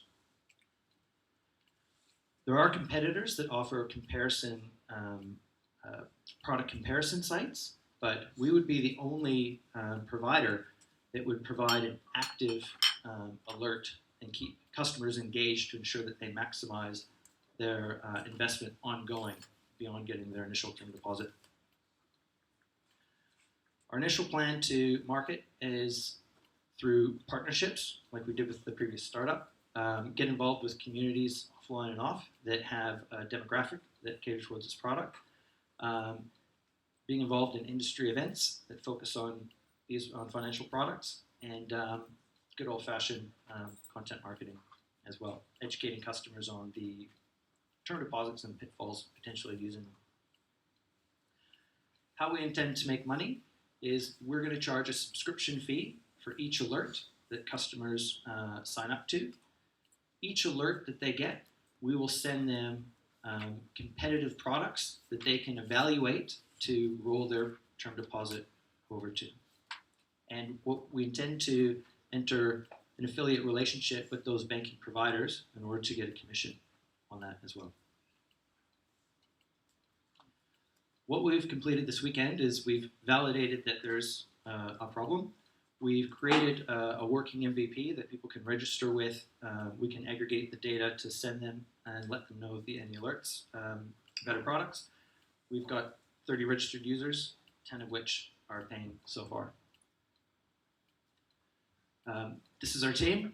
We've worked incredibly hard and incredibly well together, and yeah, that's where. Have any questions?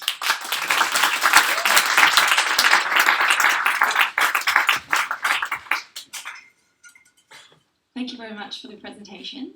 Thank you. So, what is your fee? And there's 10 customers who are paying. What are they paying right now, and is it recurring?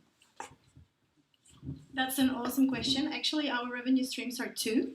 The first revenue stream is a subscription model, which will allow people like you and me to subscribe to the service and get alerts when the time is up to the expiry of their term deposit, so they can get the right options. And that's going to be they're going to be paying $1 per month, which means $12 a year. The second revenue model is when we convert those customers into a new financial product with a new financial institution, being a bank or a credit union, doesn't really matter. So the bank or the financial institution, the credit union, will be paying us $100 referral fee for the conversion of that customer.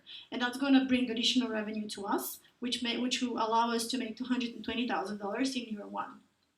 Does that answer your question? And the second part of the question, which is the 10 customers who are paying now, are they paying $1? Yes, they pay $1 each for the month, which was this month of subscription. And they signed up for... Yeah, they sign up. They're happy to take that on and to subscribe for the real service, which is going to be 12 months. Thank you. So that's interesting. I mean, to me, sort of exploring further if that's the right monetisation model, because obviously it's going to slow down sign-ups versus offering this as a free service to people. And it seems to me, particularly when you think about some of your competitors there, there's a hell of a lot of money to be made. Banks are willing to pay, all sorts of financial institutions to pay significant amounts of money, as you say. I don't know if you've tested the sort of the $100 number, but in order to sign, in order to bring deposits across. So I guess I'd ask if you thought about whether the faster way to market would not be to charge to bring people in. Yeah, the team had that same consideration earlier today, and yes, there are people in the team who believes that's the right way to go forward. But I'll let Rick articulate. We did agree. Getting started, offering it for free would definitely offer fast growth. But we thought that $1 was fair, and the feedback we received that it's a very small amount. It would help us generate some revenue early on until we can establish our affiliate relationships, in which case we could lose the fee. But it's just kind of how can we help bootstrap to just get initially into the market. So it's a bit of a balance, but that's what we agreed on. Sometimes free can mean cheap as well, so therefore we thought people paying a little bit of money would allow them or make them become more willing to do so and engage with the service as opposed to discounting it. So. It's an interesting concept. Yes.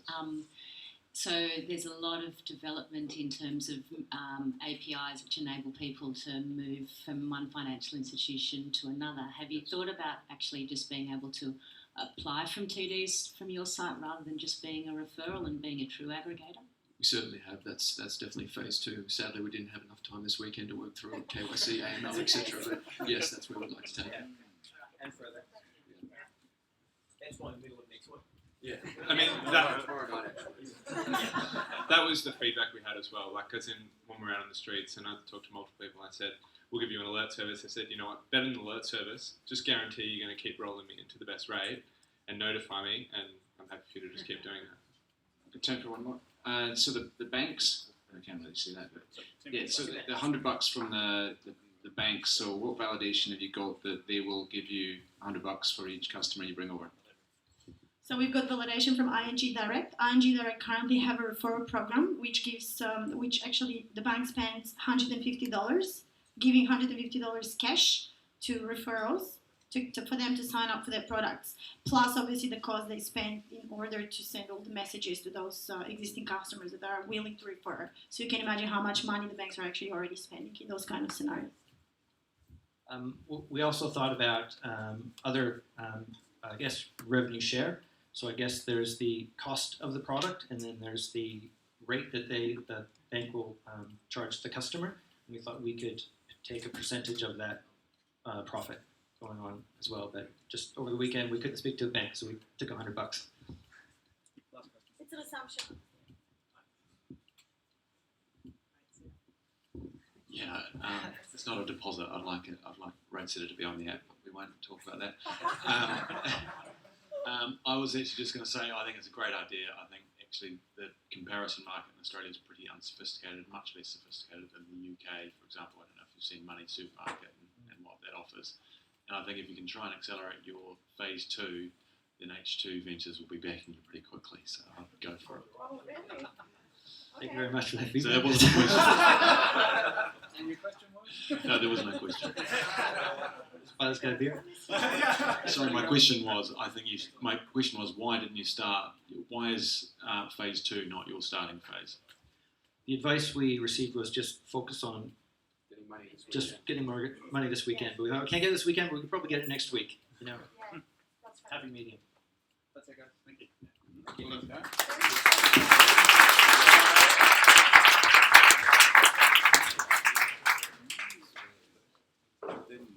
Pirates.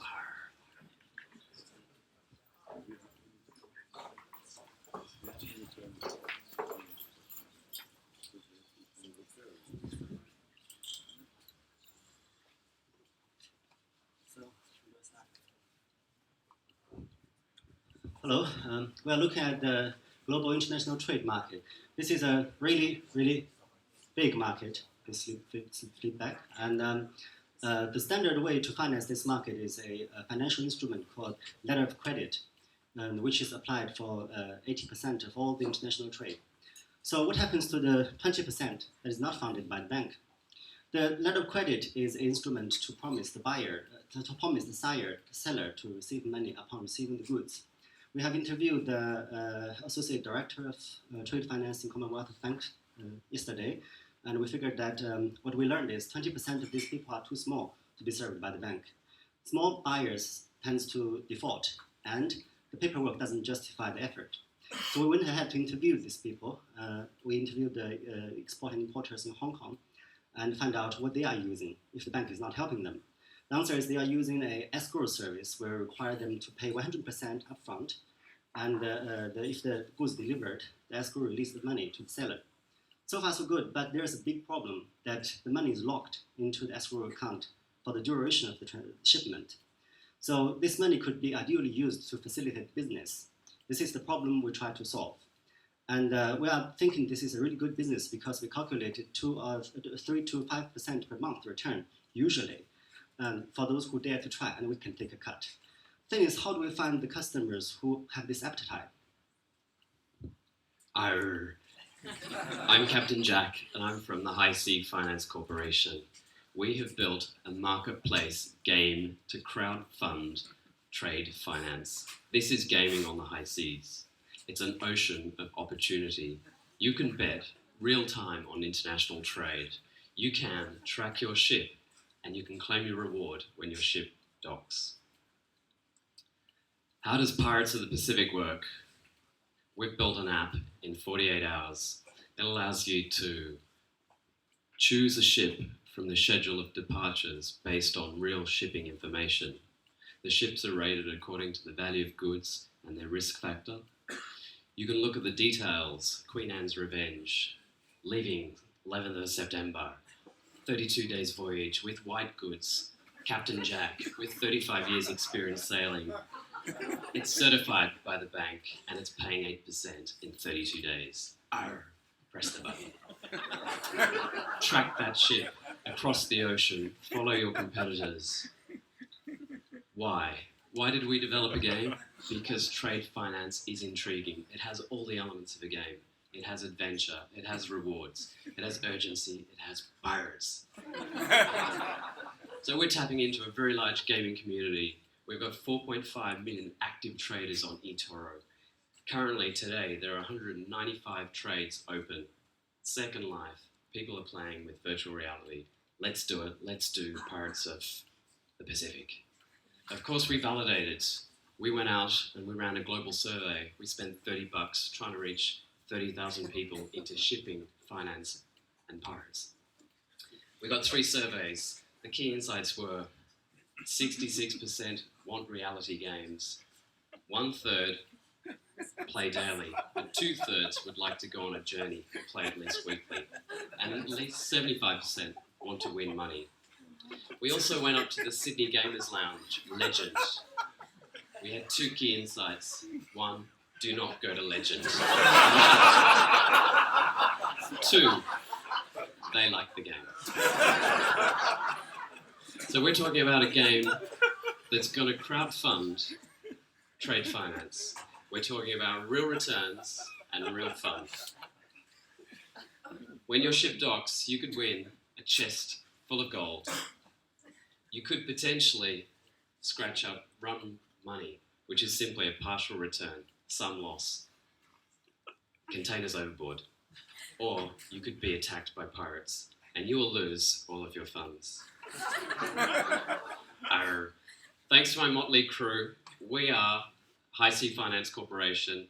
This is Pirates of the Pacific. Download it, play it, make money.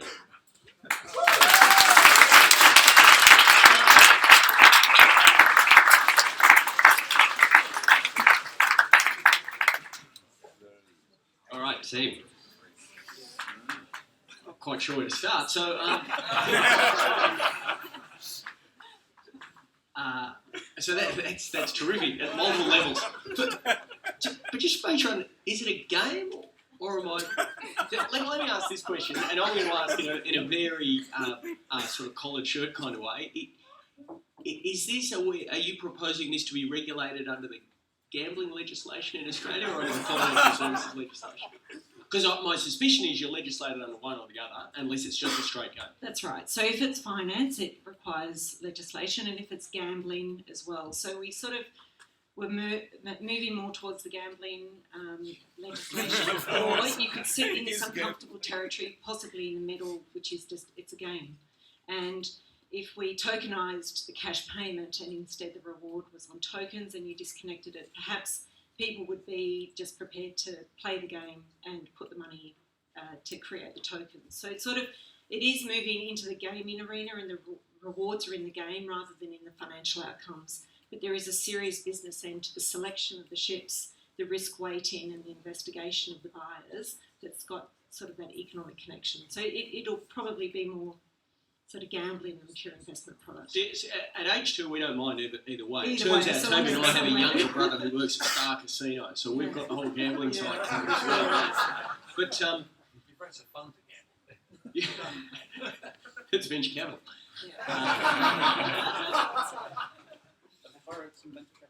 So let me ask one more question. You win or lose depending on if your ship or your container makes it to port.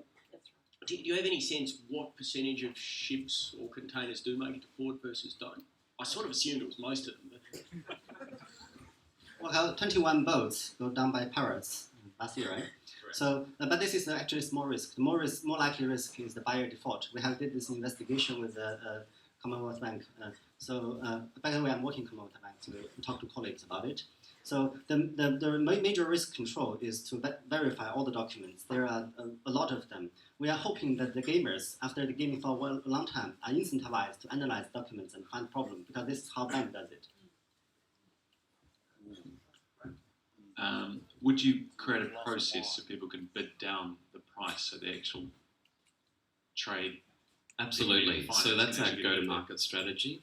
So we would release the routes from, say, Singapore to Sydney, where, it's lower risk, you get gamers in, there are less losses, and then soon we move to Somalia to Sydney and advertise on TV in both countries to attract gamers.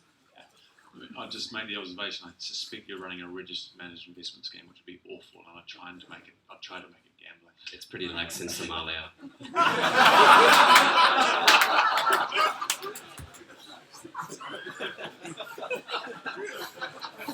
Let's assume it's a game. And I've got to admit, I don't know a lot about the trade finance end of it. How many gamers or crowdfunders are you going to need to get a ship to leave a port?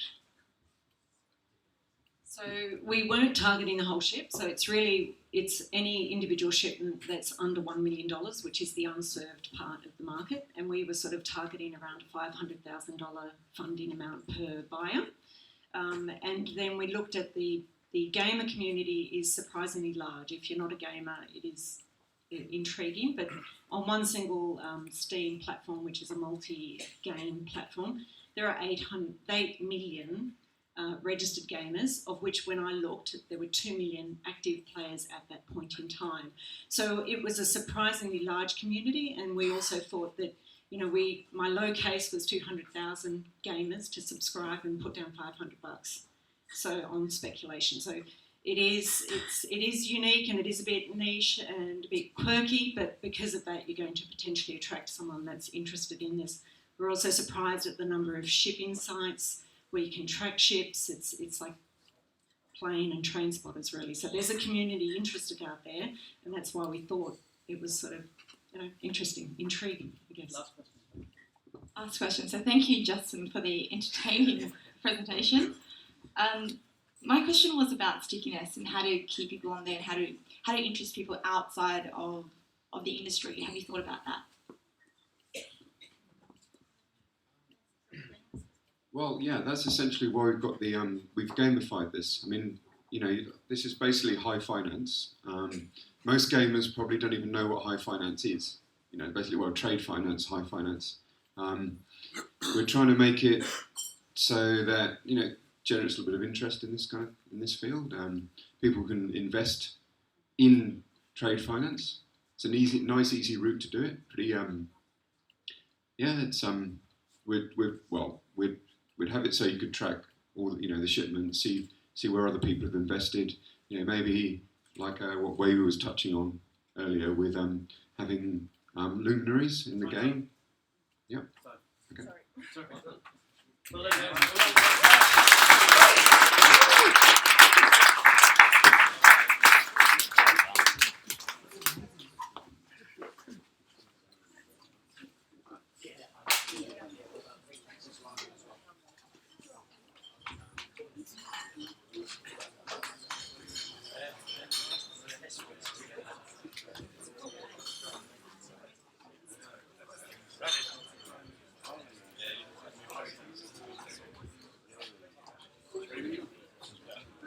Hello, I'm Ollie the Kiwi, and I'm going to be telling you about Jiggy Loans. So we're all about getting the most suitable loan for you. So Jiggy is an online solution that connects borrowers to brokers. Our brand is around trust, transparency, and a data-driven personalised solution. So if I'm a borrower looking for a home loan, there's some challenges. I don't know what I don't know. The marketplace is very, very complex. I really don't know a lot about the home products and have to do a lot of research to find out about them. There's lots of offers in the market from lots of different lenders. I don't necessarily trust the different lenders. I don't necessarily trust the different brokers. And if I'm a borrower, I just need more leads. It's very expensive for me to do online marketing or marketing in general. I normally lack time. I normally am running my own little business within a company, and I don't necessarily have time, money, or expertise to do digital marketing. So our solution to this is for the borrowers an online marketplace where they can search for the best home loan products for them, not just based on interest rates, but based on their particular circumstances and also the overall quality of the products. It's a data-driven ranking based upon both the user and the products. For the brokers, we offer lead generation and also on top of that digital marketing services. We have a lot of competition. Lone Dolphin, hi, I know you're in the room. Hess Ching, I know there's investors in the room. iSelect, is anyone in the room? Hi. Fine Broker, I know you're also in the room. Hi again. So we know there's a lot of competitors in this market, and we hope to differentiate ourselves from them. I'll get to that in a couple of slides' time. So the market opportunity, there's $1.6 trillion going through the Australian market. 50% of that goes to brokers, and we hope to be the first at providing personalised mortgage solutions. So the emphasis here is on the personalised solutions. So we know it's a two-sided marketplace. We're selling home loan borrowers to mortgage brokers. So the mortgage brokers are our customers, the home loan borrowers are our users. So how do we intend to get the mortgage brokers? Well, we intend to do that via EDMs, through sponsoring industry events, through cold calling, through magazines and marketing campaigns. We intend to get the borrowers through digital marketing and growth hacking, ads on real estate websites like realestate.com, and content marketing. So our revenue model. So we're targeting mortgage brokers, which are hoping to charge them an annual subscription fee of between $1,000 and $1,500 per year. Our target over the first year is 1,200 brokers with a target first year revenue of 1.2 million. So our unique value prop. So we believe that lower interest rates aren't enough. The banks use them to basically to lower the amount of transparency. So we're going to create our own ranking system for home loan products. And we're going to actually provide that to the customers so they get a better and more targeted solution for what they're looking for. Our team includes Peter, who's a mortgage broker with over 6 years experience. And we also have Jing, who is the Jing and Jingy, who has 15 years in IT and over 10 years in the mortgage industry. So the next steps in our journey are developing our business model, more of the user design, so user journey and wireframe. And the next steps in terms of our sort of business model is really going more into the broker space and offering them more solutions. In particular, we will be looking at automation tools. So basically marketing automation. So what validation have we done over this weekend? So we have interviewed 14 people. We've contacted 7 brokers, 6 were interested. 2 made a $200 deposit, and so we've made $400 revenue this weekend. We initially started out with a very different model, and we've had to pivot and change based on the validation and response from users more towards what the existing market was doing. The keys to our success and what we're looking to do going forward is further mentoring and strategy, customer experience, or networking, and we're looking to raise 100K worth of funds. Cool. Next, questions. Hello.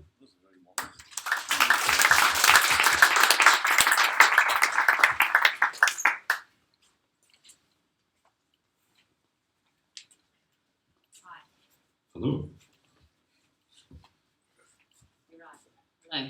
You're right, it is a very hotly contested space, hence the number of interested parties in the room. I'm not sure what your first idea was, but let me clarify something first before I ask the question. Are you helping people identify what's the best mortgage product for them? Yes, I believe so. So then, if you've done that, why do they need a broker? The broker, so people are looking for the best product, but the broker gives them the best rate and the best solution. So it actually is the best. So what they're looking for is normally a home loan product. What they actually need is the broker to actually get them that best home loan product. So there's a difference between, it's kind of like a bait and switch. So here, have a look for the home loan product. Here is what you actually need, which is the broker. Can I give you more information? So in the Ray City, when we go to the Ray City, the cheapest home loan currently is 3.29. That's Mortgage Easy. That's the lender. So when the people call Mortgage Easy, can I get the home loan? They said no. That interest rate actually is for some particular group. It's not for all the people. So why I can get the right product for myself, for my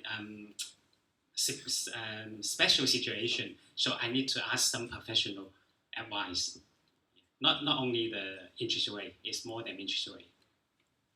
Another example that answers your question. So currently, nearly all the lenders got their website to list the interest rate.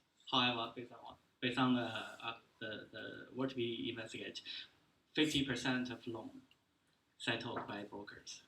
So that's why the market already proved that they really need a broker. We don't need to prove that again. But we build up the platform to connect borrowers to brokers. Can I ask about the deposits? So you got $400 in deposits. So what do they buy? Like, what is that? Okay, so the membership is 1,000 for the mortgage broker for the next 12 months digital marketing. So I call the mortgage broker. If you pay right now for the deposit, I guarantee the first deal will go to you. Yeah, that's why they pay. Yeah, normally they earn 3,000 per one deal. For the average loan amount of 500. So once they get one deal through our platform, they can cover all the costs for the digital marketing. So basically, that our website not only selling the product, not selling the loan product, but also do the digital marketing for brokers. brokers. So basically that we are selling, at this point, we are selling marketing, digital marketing strategy for them. And then next, we will attract more leads. We will generate more leads for them. And then basically that's my plan, but I'm not sure whether it works or not. In future, we may change the pricing structure. So we may charge commission, we may do some other stuff, we may do, say, provide premium position or searching results for them. So there are multiple ways we can get income. But for now, to attract more brokers, we are doing marketing, we're selling marketing strategy for them. I think digital marketing is a very interesting approach to take. Do you actually have a background in that in your team?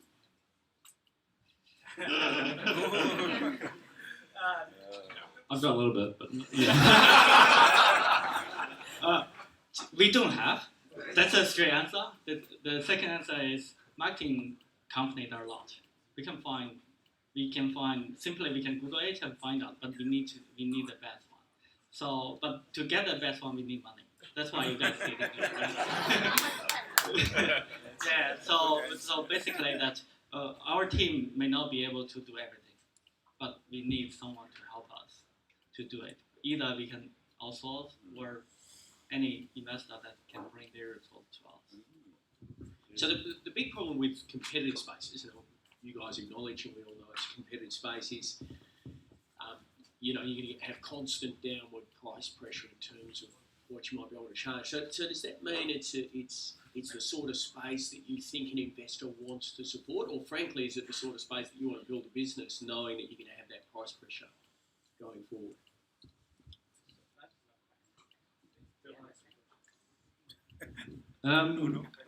These guys, our pitch is a little bit, so we are pricing ourselves below the competitors, so we are actually causing some of that price pressure in the market, but there is room to expand the offering into other loan products, so into cars, into commercial loans, etc. I guess there is a realization that there will be some price pressure, but okay. Thanks, guys.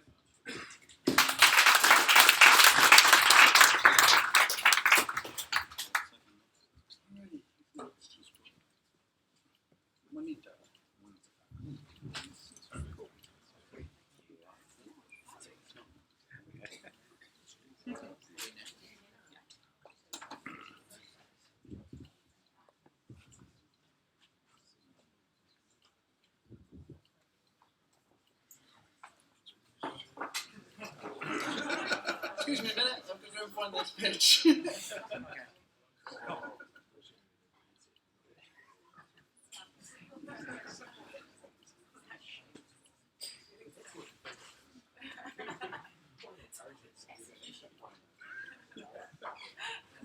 Just look away.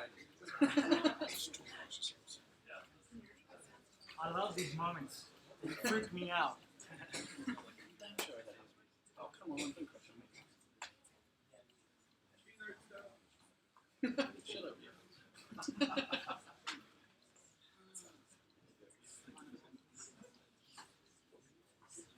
Go. We're up. I'm so scared right now.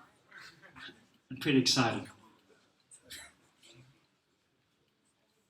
I'm Ramon. Thank you, Mark. Cool. I'm scared and quite excited here. You gotta see this. I'm Ramon from Monero. We had the assumption that people want to invest, but they just don't know how. So, we hit the streets. And we found out when we hit the streets that they, in regards to investing, they believed that they had no time. There was lack of transparency. And they saw it was too much stress. And they're worried about, just basically, they saw it as a hassle. It was complex. So in our conversations, when we hit the streets, hit the phones, we found out there was some opportunity here. We found out there was too many sources of information, too many feeds. And more importantly, they relied on their friends, family for advice and investment and trust. And what was particularly interesting was the fact that they wanted to see there was a separation between advice and execution, which made it complex. And they wanted to understand investing more before they actually invested. So we created a persona, Gina. Gina is 28 years old, works in marketing, earns $95,000 a year. Her goal, her number one goal is she wants to grow her money faster than the banks, but she's not sure how. Her pain is she's confused with the investing industry, and she does not have a lot of time to explore and geek out on more complex stock picking. And she does not have a lot of starting capital. She trusts her friends more than her advisors. But what she needs really is an easy way to enter the investing market. Just like a step. And she cares about investing. Though she needs to see what other people are doing just like her. She wants to learn more about investing overall.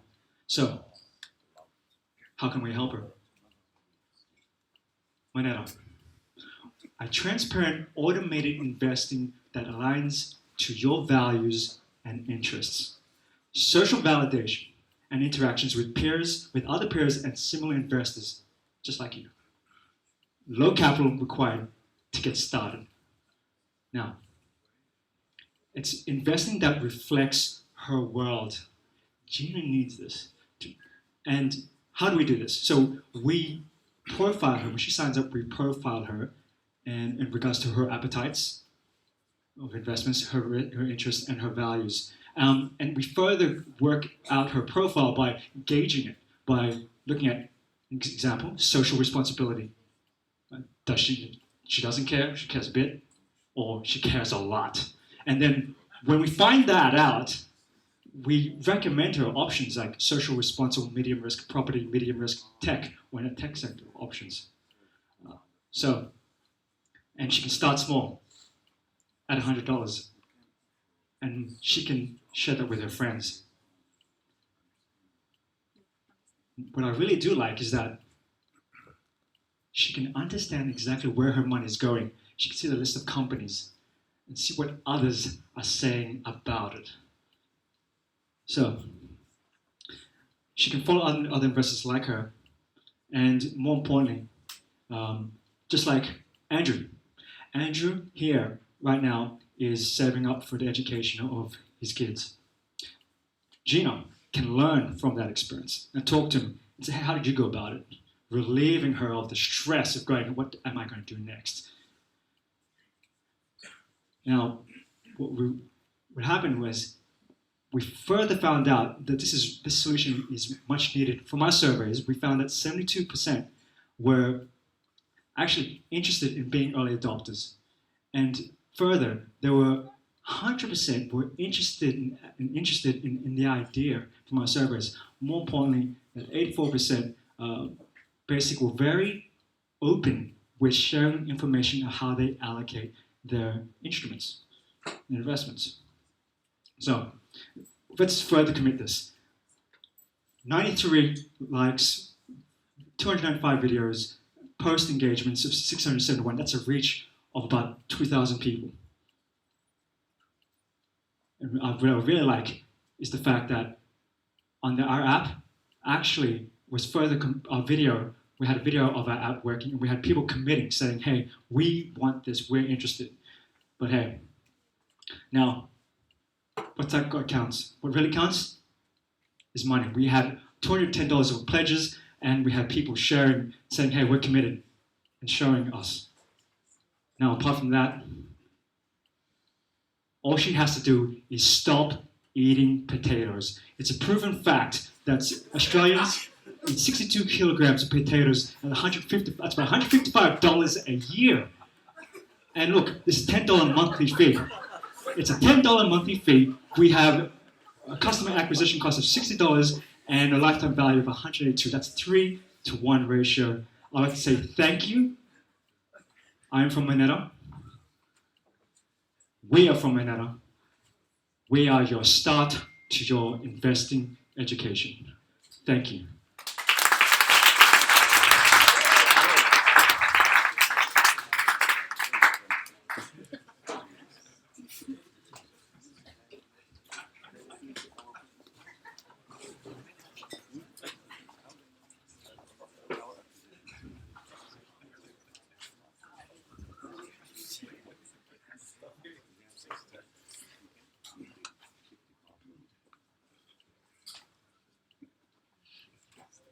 Are you just sorry, great presentation, very enjoyable.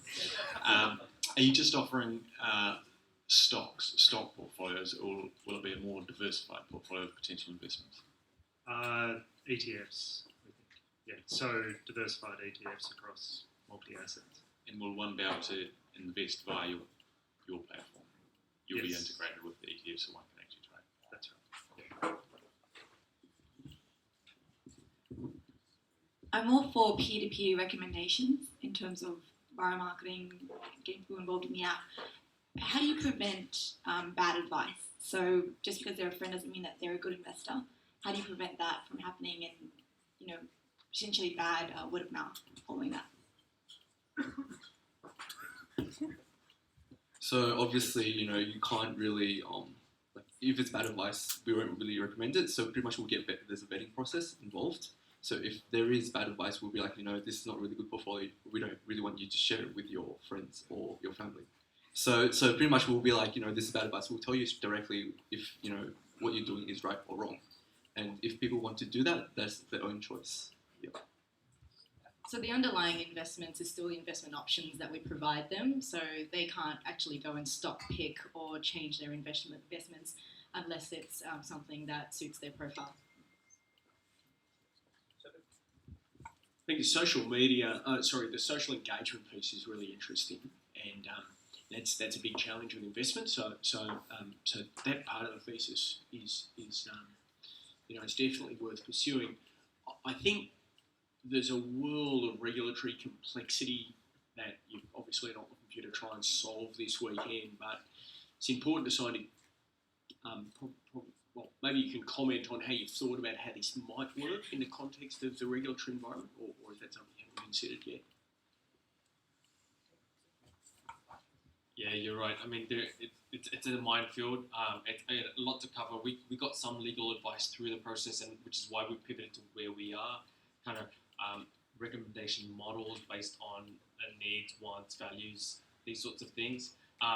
There's a whole lot that we've still got to cover in terms of how we're onboarding and how we're transacting, how we're executing. It's a lot of thought process to go through, but it's in the interest of time, we had a few next steps that we wanted to go through, and this is crucial as part of that.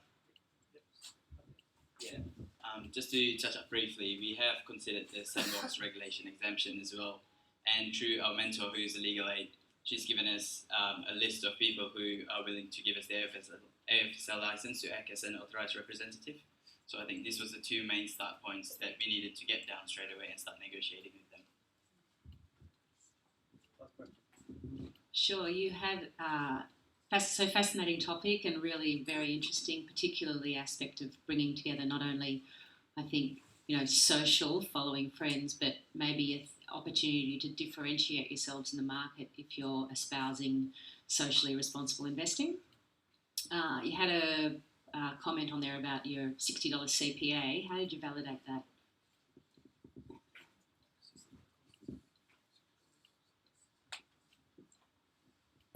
So pretty much we literally just did a quick calculation based off the Facebook metrics that we've received. So in the period of around about a day or so, we gained around about 100 likes, and then we just did a very, very basic lifetime value calculation plus customer acquisition calculation to figure that out. Yeah. Thank you.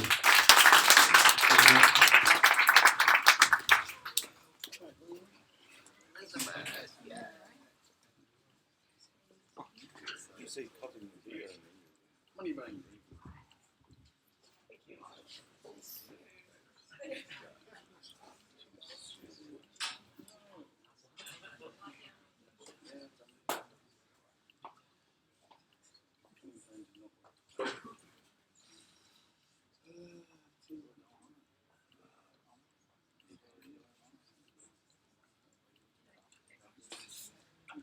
seconds.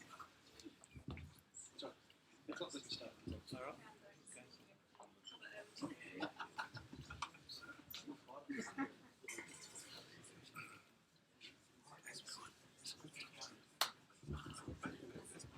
Okay, good evening, everyone. Hi, judges.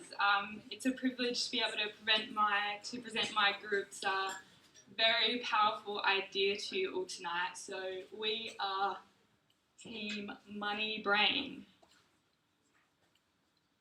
So our problem is that people have trouble understanding and managing their finances. So yesterday at 11 a.m, myself and two other teammates were down there at Circular Quay asking people if they have this problem. So it was an international audience. We're actually communicating in 3 different languages to everyone. So the interesting thing was people said yes, they had this problem. Yes, they were using something in some capacity, but they were not engaged with this. So they might download an app and use it for a while, but lose interest, lose track. And our question was when we came back, like, why? When logically everyone wants to manage their money well. So then we came to our solution, which actually is a personal finance advisor in the form of a chatbot. So if no one knows what a chatbot is, it's when you log onto Facebook and you're talking to something and you're talking to a robot, so you're not communicating with a person.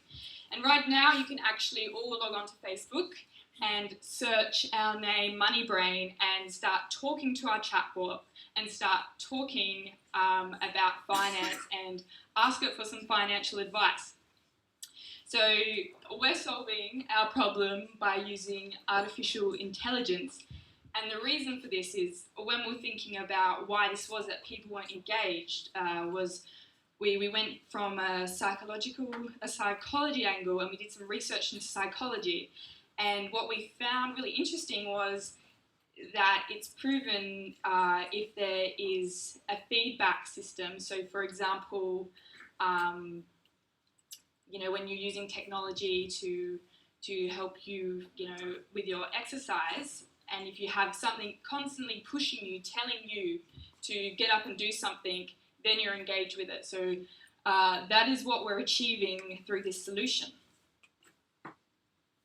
So this image hasn't come up, but what it was our current users on Facebook. So people are using this right now as I'm speaking. So let's look at some of our users. This is Alex Gregory. Alex is some guy from New Zealand. And he's into it. He's using it.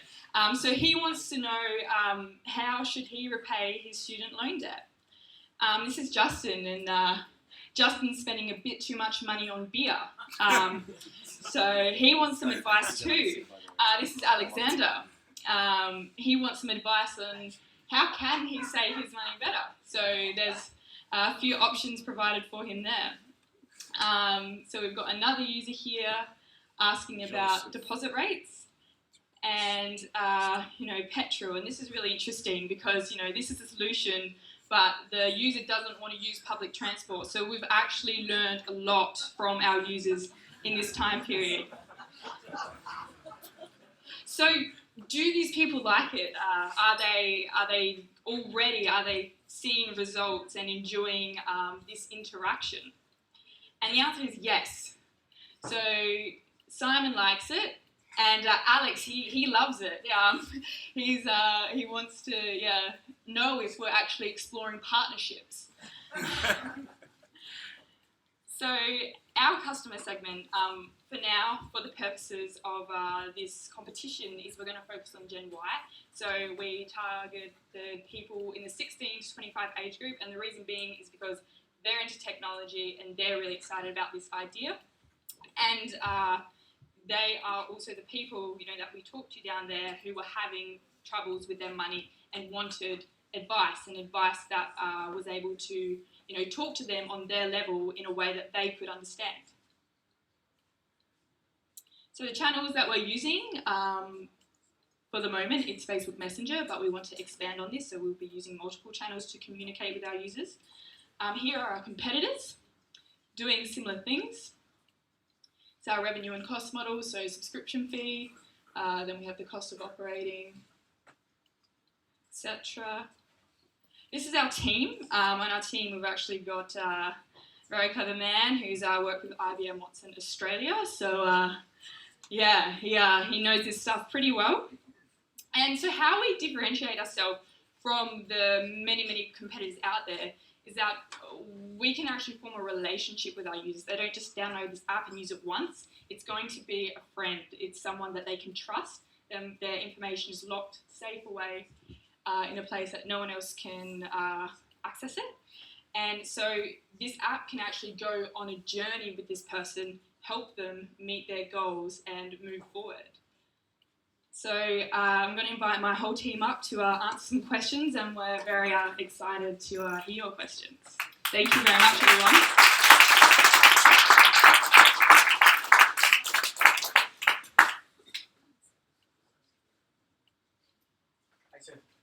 Thank you.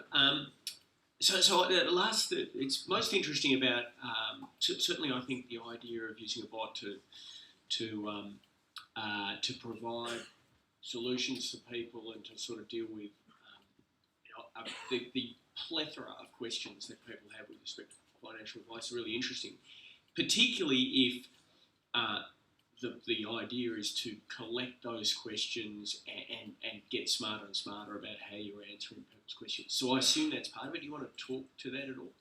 Yeah, sure. I'll pass it over to Ahmed. Thank you. Thank you. Great question. And that's the intention. But actually, the experience we had so far is that the questions that people ask us, we never thought about it. The guy asking about ETF investment or what the highest deposit rate in the banks or the student loans. So absolutely, definitely we see it that every question our robot will answer, I don't understand the question, please rephrase it, is a minor enhancements to our bot. And so far, we had already in few hours this day, we had many of them. So absolutely, the learning part is essential part of it, and that's built in.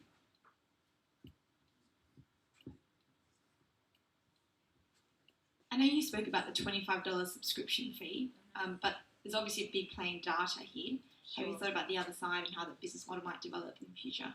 Yeah, so for the purposes of this weekend, we had this kind of big idea and we had to boil it right down. So I'll pass it on. Yeah. So yeah, for the sake of this weekend, we just talked about $25 like subscribing fee. But in the future, we can have an app that can actually have reporting tools for you about your like spending habits and actually be like you're self-conscious about how you can save money, what you've been spending on, and what the item that we can recommend cheaper stuff for you. If I understood your question correctly, is that you're talking about using the data to provide to other service providers. So absolutely, that's part of our is actually two part of it is once you accumulate this information, aggregating it anonymously will be of great value to every service provider. So yeah. However, it's a catch-22 as usual. Is that we will not be able to sell that to service provider until we have a critical mass because it's anonymized.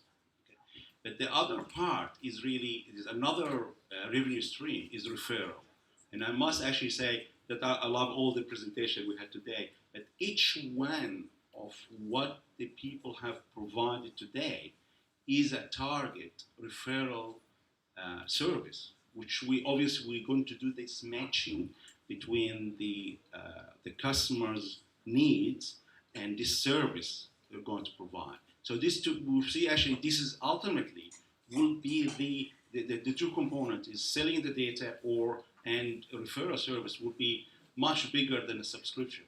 But we like to start with subscription as our initial model. Okay, can I ask about you put a number of $10 per user. Where did that number come from? We did a very crude calculation. We did the crude calculation, and our mentors Adam, I will blame him for that. He keeps saying, where did you get these numbers from? Absolutely, it's a back of a napkin top calculations. So we don't really, don't take it seriously. No, but it is on the high side. Oh. Thanks, guys.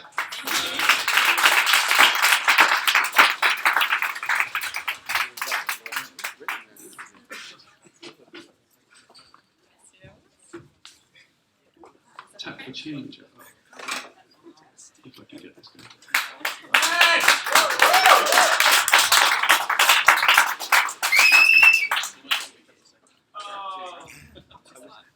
Do we need a bathroom? Now's a good time.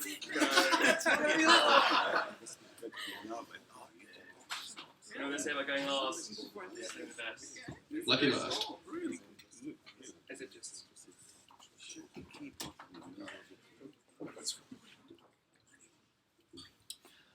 Hi there, I'm Matthew from Tap a Change, and today we're going to talk about revolutionising social payment systems. So, trust is an absolutely core element of donating anywhere in the ecosystem, either through kind of social welfare for our tax, or to homeless people on the street, or in donations. And actually, we managed to test this very early on. We went and met David, and David's actually on the street at the moment, and he really needed money for medicine. And people weren't giving him any money. We were walking past, people were walking past him, not giving him any change. And actually, we went up to people and said, hey, we're going to make sure that David only spends that money on pharmacy goods, only spend that money on medicine, only spends that on the things that he desperately needs, and we're going to guarantee that. We're going to put those products in his hand. And you know what happened? $20 in 20 minutes, and actually, he also got a Burger King meal out of that, so good job, David. The $80 million is donated in cash to homeless people in Australia every single year. And I don't know about you, but I don't carry cash anymore. And this is something that we realized so quickly on. When we went out asking for people to donate, they didn't carry cash. And actually, it's the 21st century, and latest studies show that we're going to be a cashless society very, very soon. So we've decided to take this entire process online through creating Tap for Change. Tap for Change works really simply. David has an NFC card. I can go up, tap it, and say, look, I want to donate $5 to David just to use for, and if you scroll down here in your app, just to use for food or just to use for medicine. Let's say he's going to use that for going and buying a coffee. We've got a selected coffee partner, Posto. He can go into Posto, tap his card, hey, you've got $5, do you want to buy a coffee? Sure thing. He can go get his coffee. And you know what? They've already agreed to a 5% transaction fee on that as well, because we're bringing them in a whole new ecosystem of customers. But let's take a step back. Let's look at the bigger picture. 6 billion donated to charities by individuals every year in Australia. 92 billion given in cash by the government through social welfare. So we want to apply our ecosystem and our process to that entire donation experience and take that entire thing online and make it a lot easier to manage. Let's collect that data and let's create a viable product out of that. And let's just walk through an example of what we had in mind. So let's cut things off, but let's go with it anyway. Let's imagine a single mum, okay? She's a really viable customer, a really exciting customer for the likes of Woolies and Coles, going to be coming back every single week to do her food shopping. She gets her social welfare payments of, let's say, $100. That's going to be transferred directly to her card, which she can then go in, do her shopping, tap with one of our selected providers, so only Woolworths, only Coles, only Aldi, and that can be used just for the food and drink that she needs to support her family. And let's remember that actually this already exists somehow in student loans. We have to go and spend that money on a very specific product, and that already exists. So these are just some of the ways that this could be used in the future. And we think that we have a pretty unique product here. Through taking this process online and putting the trust that people need back into this process, giving the people the transparency that they need, and actually how this money is going to be used, is going to completely change the giving process and the entire social welfare discussion that we're having in the 21st century and how that money is used and placed in the future. This is just one of the ways. This is just one of the ways that we thought we could use this. So, hey, you got a few notifications. You've donated early that day. Thanks. Dave's had a meal on you tonight, and they're also going for dinner, which is great. Oh, hey, looking internationally, they've managed to fund some eye surgery. You're doing an awesome job. End of the year. Pretty when we did it. Yeah. It looked awesome when we did it. It looked so much better, but I don't know what time is dinner tonight. Someone's whatever. But you can answer that later. Ask him directly. But then also, end of the tax year comes around. Hey, you've donated $200 to charity. Why don't we swipe down here, do your entire tax form online? So what's our go-to-market strategy? Currently, we've been focusing on just this homeless niche. It's an $80 million market. There's people there. We've managed to sign up homeless people. We've signed up people in the streets. And so far, this is actually true. We have raised $67.50 in cash and over $114. That's the latest measure. I know it's over $120. And this is money that's going to go into homeless people's pockets tonight and through food, through donations that we're going to make after this when we've had a couple of beers. That is pure priority. And you know what? What are other people doing in this space? This already exists in lots of different kind of hodgepodge ways. GoFundMe in the United States just got sold to TCB for 500 million. Just Giving in the UK. Give Now over here, and then Snap Donate, contactless payments platform for donation. These are all kind of donation platforms solely online.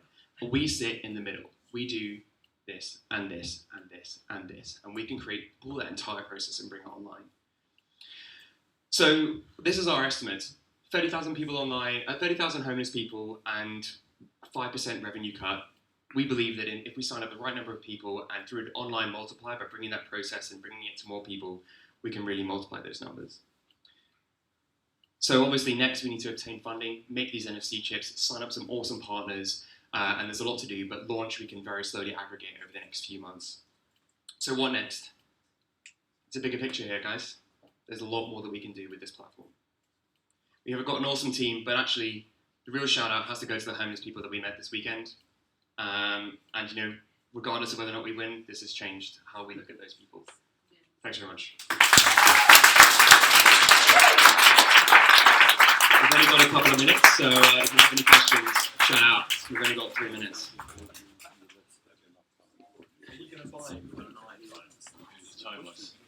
So that entire process is going to be managed through an NFC chip. They don't require any sort of through an NFC card, just like the one in your phone.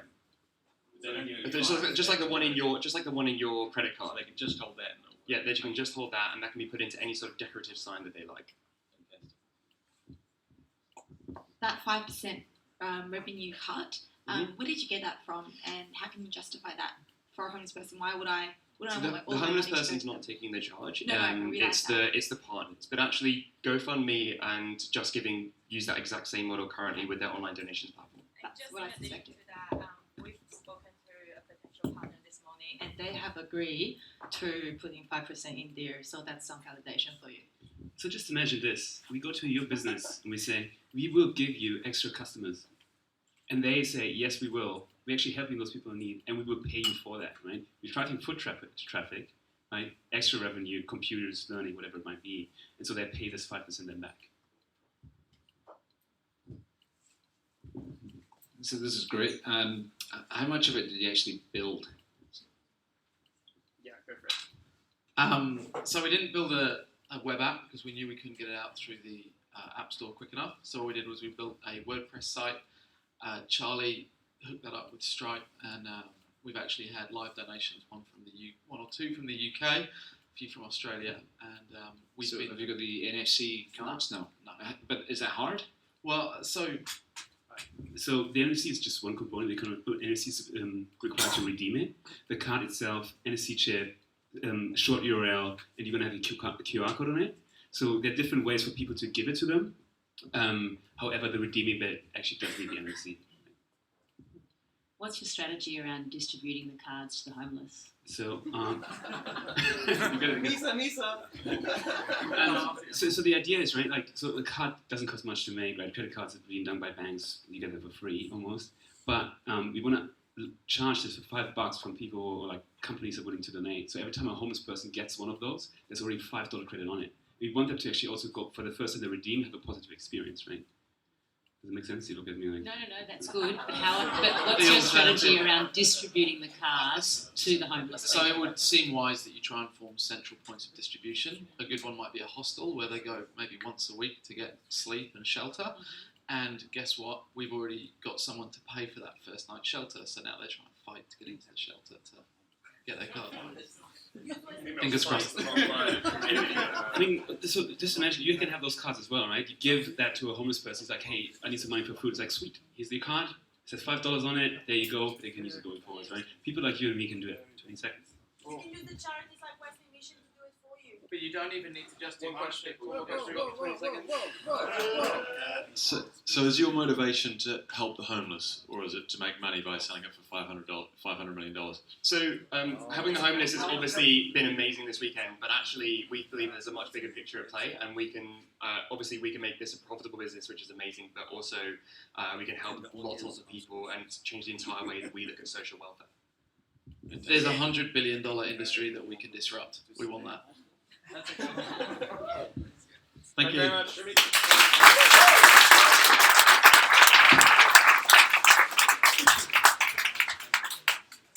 Also enjoyed from all the pictures, and I apologise about the slides. So pretty, man.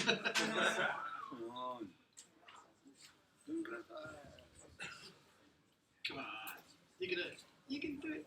You can do it. Yay! All right, that's it. Well done. Perfect.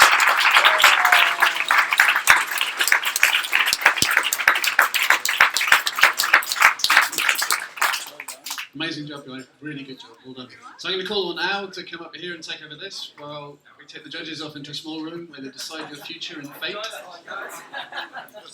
Well done, guys. That's it. You're done.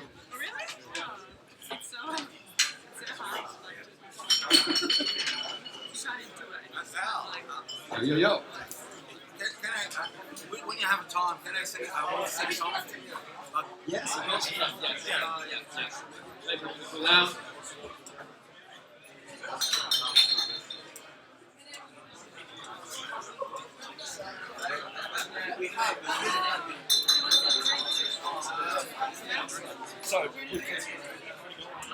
hey guys, just in case everyone is wondering what is going on right now, the judge is going to be away for about, hopefully not too long, let's just give them 20 minutes. Then we're going to come back and announce the winners.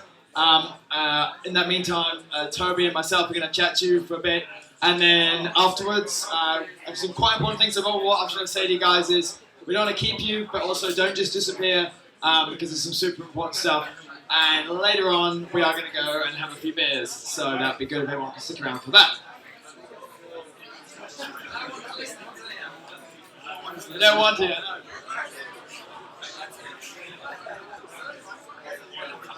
Okay, well, what I'm going to get you guys to do, first of all, is I know everyone wants to talk, everyone wants to chat. I want to keep everyone here. I don't want everyone just to disappear. First of all, who's got something that they want to share that they learned this weekend? Has anyone learned anything this weekend? Okay, guys, shut up. Yeah, I'm looking at you and you. Hello, I really enjoyed this weekend so much, learned so much. Yeah. And I really, okay, my only criticism of the format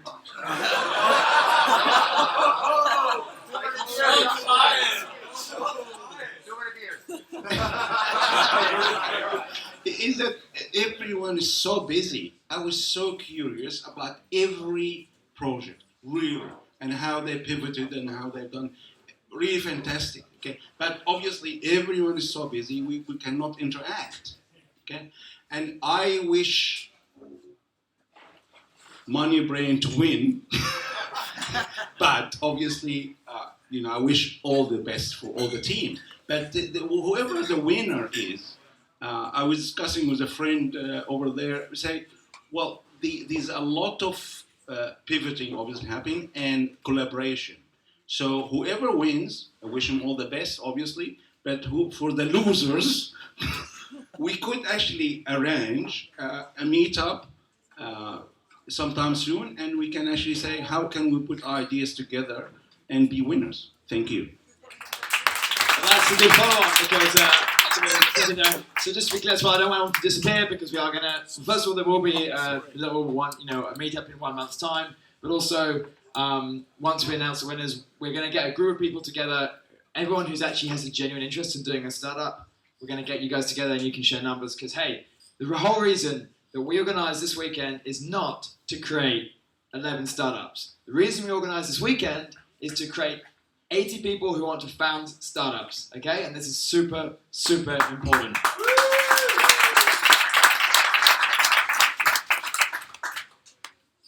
Hi, my name's Darren. I just want to say a big thank you from, I've been speaking to a lot of people here, and they sort of got the same sort of, they didn't actually know what actually happens on that side of the room.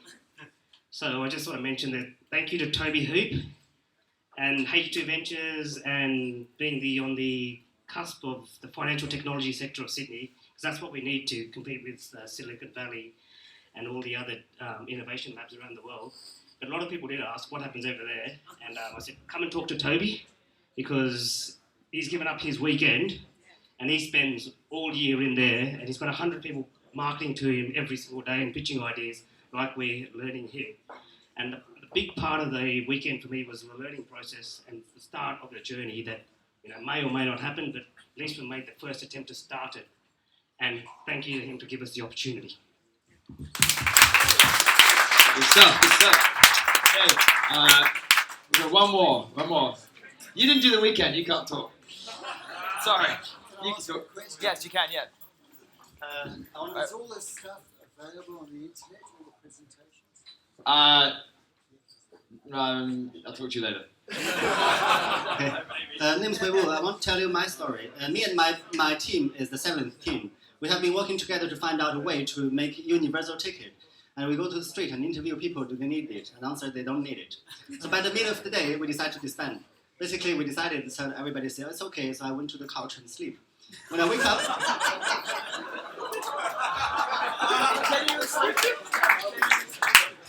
when I wake up, I'm thinking about which team to join, and these people grabbed me and says, hey, we are going to build a pirate game. And I said, what? And these people say, okay, you are into trade finance, right? I'm saying, kind of. We work in the bank, we know trade finance. Is it possible to finance trade by the game? So the rest of the days, we're working very hard. We're making calls to Hong Kong at 10 o'clock, and early in the morning, we're calling our director of trade finance. So in the end, it actually worked. It seems to be a business that can be out of this. So when someone else tells you that there's a pirate game or something, when you have a serious business idea, this is the moment you have to make your decision. Whether believe that is thing that's unlikely to happen, and maybe it will even happen. That makes sense. I was mentoring that team. I remember at 12 o'clock on Saturday, they were all sitting around and they're going, and literally they said, we're giving us a deadline at 12 o'clock and we're going to disband. And I was like, do not disband, and they didn't. So I'm very stoked about that. Right. Okay. So just kind of like what's next? So just I guess you guys will know why we're doing this. Like, we're not intending you guys. I mean, if you continue, that's awesome, but don't worry if you don't. Not many teams do continue, and I think what we're trying to do is really create this people that are extremely excited about doing startups, and hopefully this is now a great network. And what is ridiculous is this hasn't happened for 2 years in Sydney, and we're going to keep it going. So there's going to be another one in 6 months' time. We're going to keep going, and I think also you guys we've been kind of drilling this into, embrace failure. Like don't get stuck to things. The iteration speed is extremely important, and part of iteration is saying, yeah, it didn't work. Cool, I learned. Let's move on. Yeah, we made this in a big rush. So a few things. So Toby's already been mentioned. He's a really friendly guy. He's sitting right here. He's good to talk to. I guess just to make people who are not quite aware of what's going on with Fintech right now in Sydney, what's out there. There's 2 meetups which are worth going to. They're quite big meetups, about 100 people. Obviously, Stone and Chalk is here. It's quite easy to, there's lots of people in here. And I guess if you have any questions about how you actually want to get involved in the next steps, maybe you don't have an idea, maybe you don't have a co-founder, you don't know what you're doing, there is lots of places you can go. Come and talk to one of us and we can hook you up. Yeah, I pretty much said that. Cool. I'm going to get now Toby up here. Toby's going to talk a tiny bit about H2 because, H2 have been hosting this event, and after that we're just going to have a Q&A and we can just, basically talk amongst ourselves. So, Toby. Thanks, Al. Yeah, so I guess I'll give you a bit of an insight into what happens on the other side. I think the most useful part of this is when I let you guys ask questions because, most of the time the questions that get asked are the things that everyone wants to know. But I'll start with just a super brief, this is what we do. So we're H2 Ventures. One of the big things we do is we run a Fintech accelerator, which is where teams come in. It's a sort of a competitive process. You apply online, you go through a series of steps, online forms and then interviews to get into the program. And if you get into the program, then you spend 6 months in here with us, side by side with the other teams that are in your cohort, so that in your batch, and you build great startups. And Al with Simply Wall Street was one of the startups in our first cohort. We've done three rounds now over the last 3 years, and next year we're going to be scaling it up quite a lot. So we'll be doing a lot more teams next year. I'd love to see as many of these faces as possible involved in that. As Al said, we don't necessarily expect teams that were formed on a Friday night in a couple of minutes to ultimately sort of stick together and become a startup, but it can happen, and it has happened before. If there are any of the teams that were formed here that there's a portion, it doesn't even need to be the whole team. I mean, there's a lot of teams here with 8 people. Typically, a founding team in our program is 2 to 3 people. So if there's a couple of people in your team that are really passionate and want to push forward with something, then by all means apply to the program. You can look up our website and there's all the information there on how to do that, or you can reach out to us. But also, if there's individuals who are just passionate about doing a startup of some kind, we really want, as Al said, at the end of the night tonight, we'll really try and get all the people who think, I do want to do something now, we'll get you together so you can exchange details and hopefully something comes of that as well. So with that, I'll just look at my phone. I wrote down a couple of other things I wanted to mention. First of all, just one of the things I really like about those pictures just then was so many of the ideas were really creative and outside the box. And something we always talk about is when people apply to our program, it's not so much the idea that they apply with that matters, because as you've seen just over this weekend, you pivot a lot in the early days of a startup as you're validating. And certainly the first couple of weeks of our accelerator program is all about going deeper and deeper with that sort of validation. And as you do that validation, you clearly pivot because you realise things aren't working, or you discover some really strong insights that cause you to want to go in a different direction. So it's not so much the idea that you present us with that matters in terms of, we don't care if that's ultimately what you end up doing, but what we kind of are looking for more is have you come up with something interesting? And that's what I like about a lot of these ideas here. The other thing is,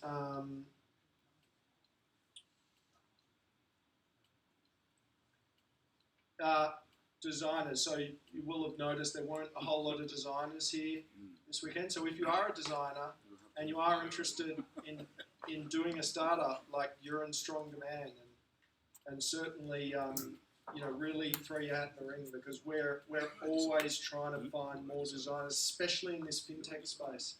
It's always way too technical and product and not enough sort of creative design thinking. So if you're a designer and you're interested, do it, because there will be lots of opportunity. Same thing goes for females. I've been really stoked with the number of females we've had here this weekend, which, given that there's really, you look around the room, there's not that many, but there's a lot more than I expected. We struggle to get female co-founders in the teams coming into our program. And so again, I'd encourage you, if you're a female and you're thinking about maybe doing the startup thing, absolutely do it. And reach out to us. We'll really support you if you want to do that. Just a hands up. I get the feeling a few people came from outside Sydney, so just put your hands up if you came from outside Sydney to be part of it. That's super awesome.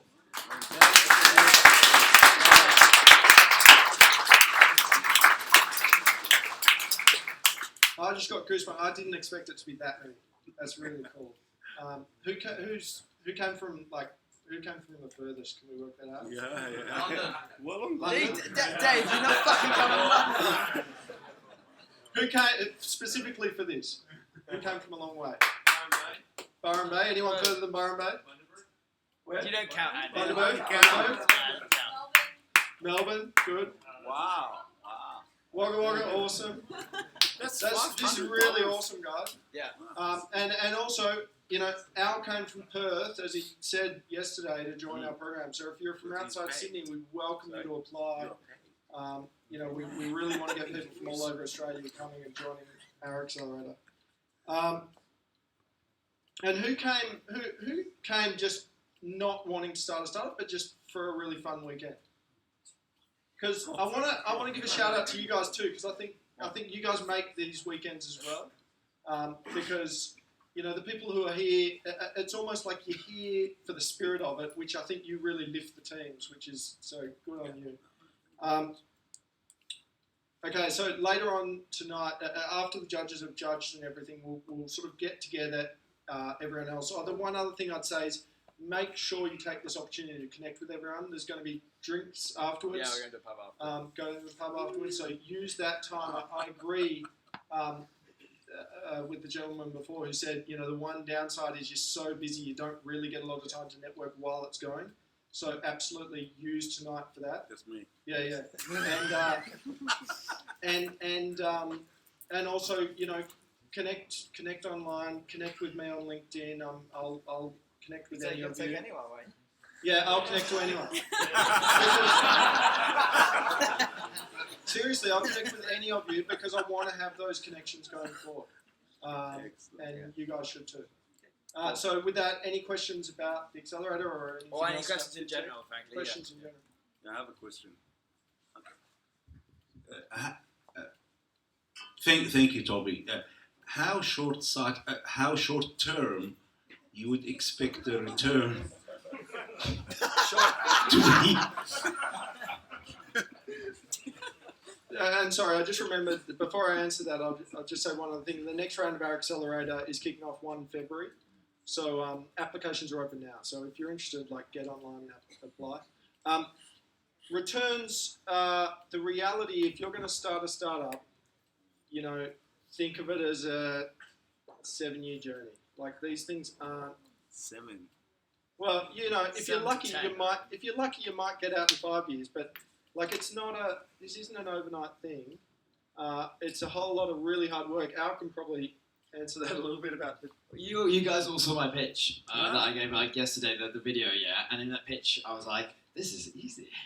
And I mean, well, it's not easy. And secondly, there's like, in a good way, there's just, you realise that the things that, what's nuts, I think it's hard to explain this, but the stuff that you came up with on this weekend, that's all like very valid. But like, you're like, hey, yeah, like we're going to make an ambassador program. Let's take that as an example, yeah. That ambassador program, to do properly, probably might take 1.5 years to like properly get a really fucking good ambassador program going. You know, like, okay, and that's like one bit on your growth framework that you've tested, okay, and then you go to the next bit. So you're going to get on getting, you know what I'm saying here, like these things are all awesome ideas, but yeah, it's big, and but hey, it's fucking fun.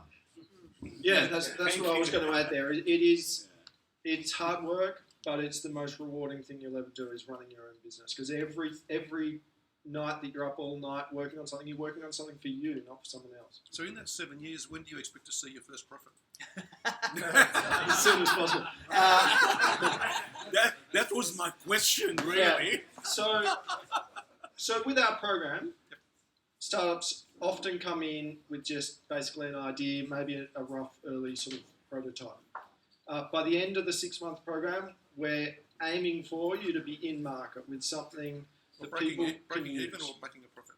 No, long way from making a profit yet, but hopefully making revenue. Breaking even? Yeah. No, long way from breaking even yet.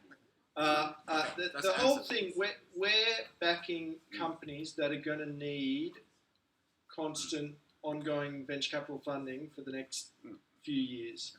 And the reason they need that funding is because they're going to be losing money for the next few years.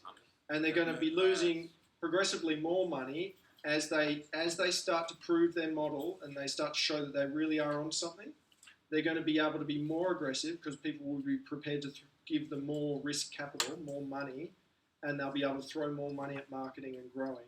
So they'll be progressively losing more and more, but they'll be progressively getting more and more comfortable that they're eventually going to come out the other side and start to make a lot of money. So at the end of that 7 years, how much equity would they still have in their company? Oh, so you know, let's say between the founding team, 30 to 60%.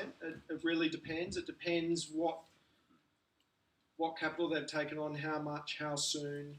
That's going to affect the dilution. But you know, often if you're diluting more, it's because you're growing more aggressively. Therefore, your smaller stake is worth more. So, you know, the point is, you're doing 7 years of hard slog because you're trying to make a lot of money. So if you can nail it, if you can be successful in this starting your own business, I mean, you look at all the rich lists around the place. There's not many people on those lists who are an employee of, you know, a big bank or something. It's mostly people who've started their own businesses. Now, obviously, a lot of businesses that get started don't succeed. One thing I'd say is, for investors, the way you deal with the fact that a lot of the startups you invest in fail is you diversify. You invest across a whole bunch of startups, and you hope that the ones that do well outweigh the ones that fail. For a founder, the way you diversify for that failure is you start one thing, and if it fails, you start another thing, and if that fails, you start another thing. So instead of diversifying across businesses, you're diversifying in a serial way, and that's so important because if you start a business, you know, the odds are that, you know, businesses fail. So if you start a business and it fails and you give up, you know, unless you go in saying I'm gonna keep at this until I get a success, then you kind of it's like being an investor and just picking one investment and hoping that's the one that's going to work. So the hope, and I guess the expectation would be that you guys. But this topic is well covered online of startups, so I recommend googling it. Basically, I mean, we're not going to get too into this rabbit warren of the whole idea of startups and venture capital. But sorry, but yeah, it's like quite detailed online. So the presentations we made today, mine notwithstanding, and we're at that one. Almost as good as yours. And like, how far away is that?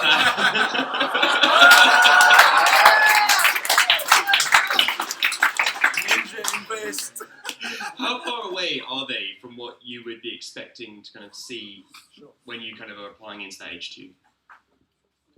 Yeah, so all of these presentations were really high quality. And by the way, the fact that you guys have come to a startup weekend already puts you at a notch above most people who are applying to us, because it shows commitment, that you're action oriented. You're not just kind of sitting there dreaming up this cool idea that wouldn't it be cool, because a lot of people do that. So these are the types of things. I mean, we've backed a lot worse presentations.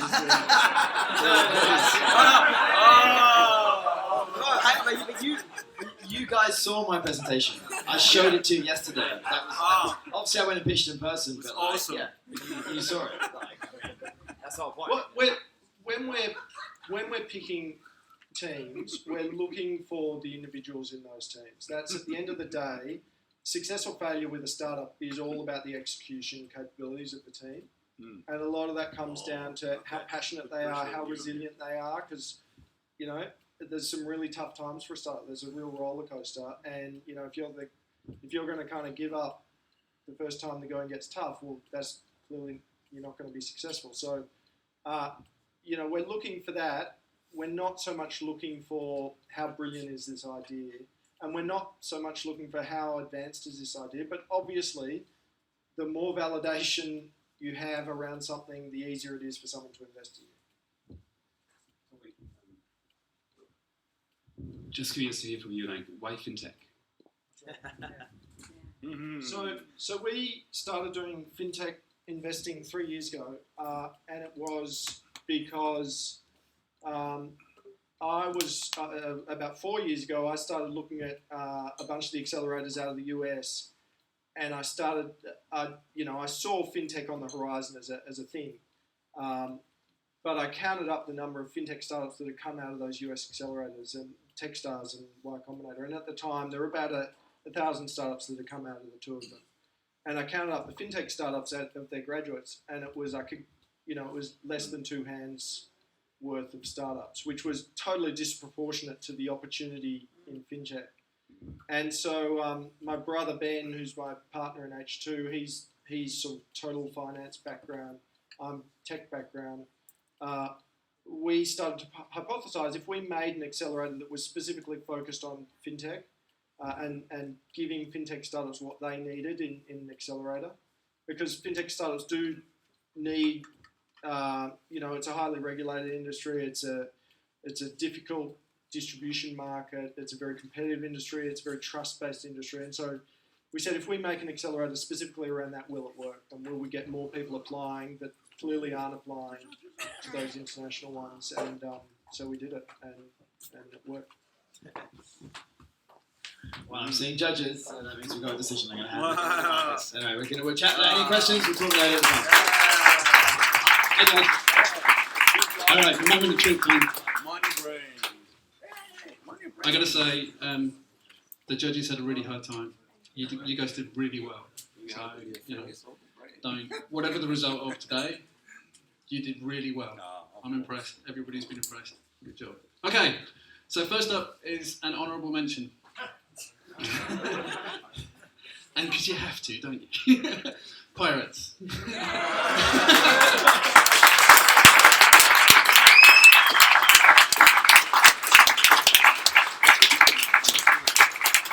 So there's no prize. We're not going to ask you up here to get a prize. Really sorry, but well done. That was an awesome, especially since you only came up with that idea halfway through Saturday.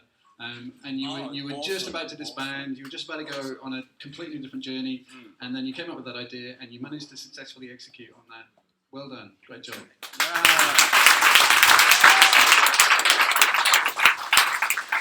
Okay, I'm going to call Ian up to come and present third prize. I hope I get it right. Yes, I thought so.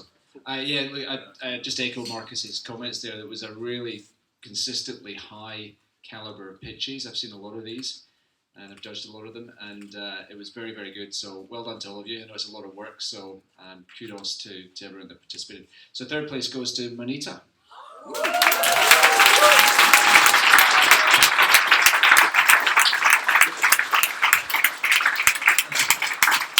And we have a large novelty check. Stop eating potatoes.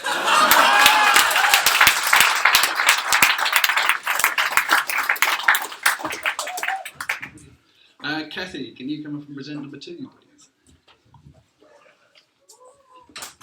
Thank you. Yeah, it was really fantastic to see all the everyone present this afternoon, and also congratulations to Al and Ben and everyone who put this event together. Westpac's really delighted to be involved, and we're glad you guys had a great weekend. Our second prize we gave to Deposit Roller.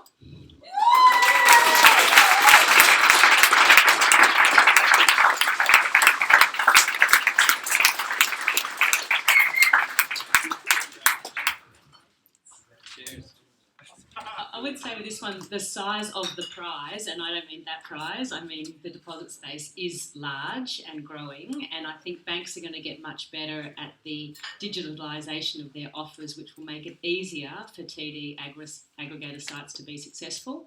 There'll probably be a bit of a winner take us all, so the faster you can get to market, the better.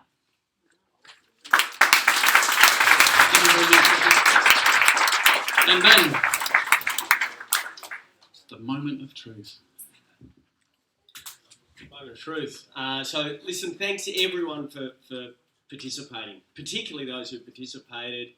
Thank you very much to all of our supporters, and very much thanks to the team. Kathy kindly thanked Al and I. I'll pass that thanks very much to Toby, who's really sort of carried the load with Al and with Mel and all the team. I hope everyone's had a great time. These things are really about giving you a taste of what startups and being an entrepreneur and being a founder is all about. And there's a whole bunch of you who should absolutely kind of go down that path.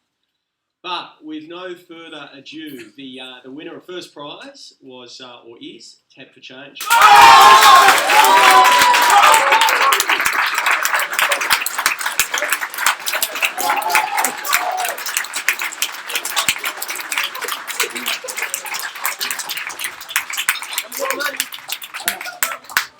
I've never seen such exuberance. Wow. Oh, what? Come on.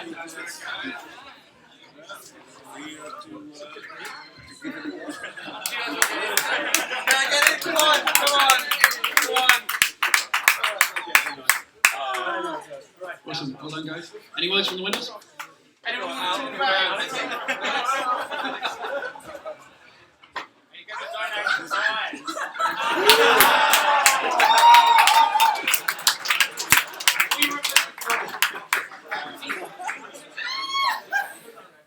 Look, the reason why I personally participated was because I wanted to give this a go. Right? I was like, let's just put an idea out, this one, see how it goes, and I will be up with. And I think letting go of the idea and letting go of responsibilities and all those things was an amazing experience.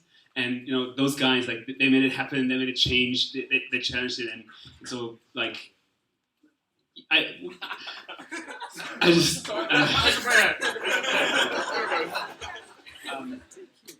And it's beautiful, right? Like, we talk about fintech, yet we're taking something such as donations and thinking about how can we actually change that? What are the trends of the future? And to have something that makes the world a better place and potentially makes money, that's pretty cool. So thank you for awarding this, and well done to everybody else. Well done, guys. So lastly, we've got a round of thanks to do. The mentors who gave up their weekend to come and coach through all this. Yeah. Round of applause, please.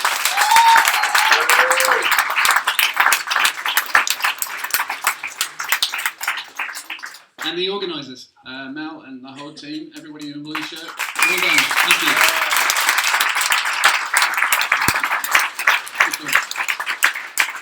Thank you. And finally, our judges, who have done an amazing job of making a very hard decision. And I was in the room, I know exactly how it was. It was a really hard decision. So thank you very much for coming along.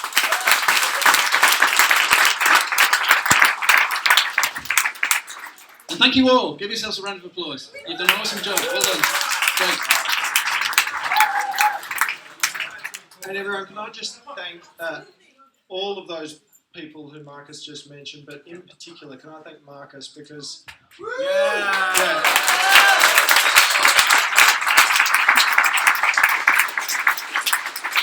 So I think Marcus came the furthest of anyone here to be here. He came from Perth. And Startup Weekend is a not-for-profit thing. Marcus came across because he's done a number of these in Perth, and part of the Startup Weekend thing is you have a moderator who's done them before, and because we haven't had one in Sydney for a while, we didn't have anyone here to do it. So, you know, awesome for Marcus, especially he's also in Fintech. He works in Fintech in Perth, so it's a perfect match. Huge that he came across, and he's done an amazing job. So thank you again. Two other people, Al from Simply Wall Street.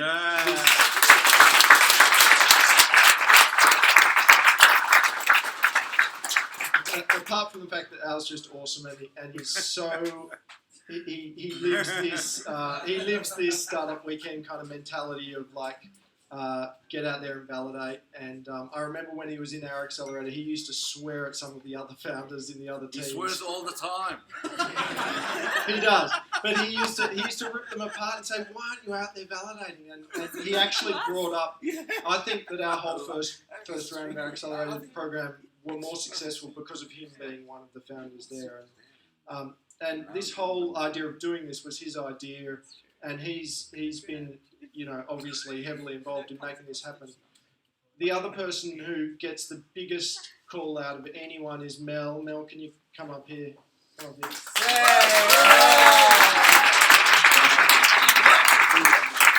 So this absolutely would not have happened without Mel. She's done pretty much everything to make this happen, and she's been working her backside off for the last few months. Combined with the fact that at H2 we've had a whole lot of other stuff going on, and Mel's been bearing the brunt of everything. So massive shout out to Mel. Another round of applause because it wouldn't have happened.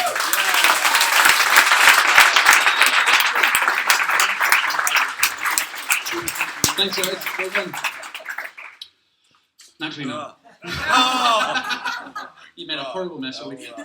The after party, as you all know, is going to be down at the Paragon Hotel, so we're going to go in there and drink beer. I'm only half joking about the night cleanup because basically that's the event over. Tidy up everything. Oh, okay. What? When you're ready, yeah. I'm ready. Okay. Yeah. As we mentioned, it's quite important. So, can we just get afterwards? Okay, clean up everything you can find. So we'd like to get, first of all, everyone who is here to stand in this general area, and we'll get a photograph of everyone. And then we'll tell everyone from that group who doesn't want to do a startup, okay, well, basically, if you genuinely have a genuine interest in doing a startup within the next 6 months, then stay. Actually, we'll put you in that room there, and I would highly recommend just exchanging details with people. Let's do it. Okay. You guys, Come on up, everyone. Judges as well. Maybe move these tables.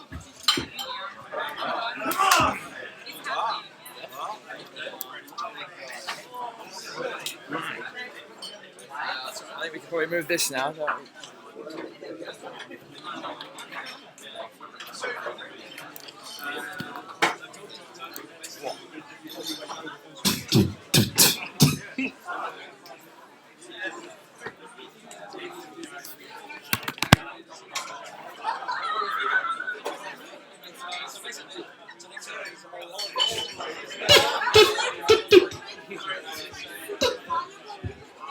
The police coming straight from the underground.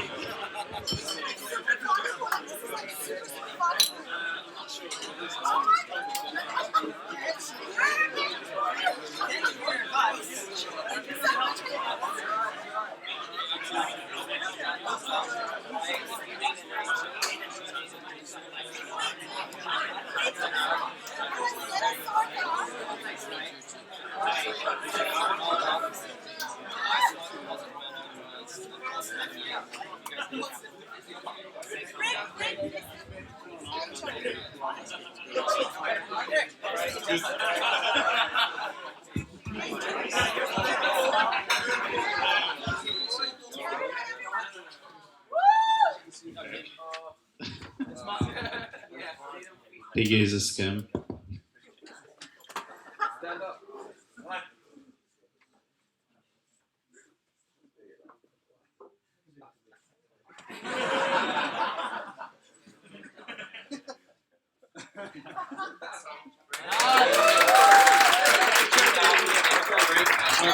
Okay, guys, anyone in that room over there? Anyone who wants to actively do a startup? Let's do it.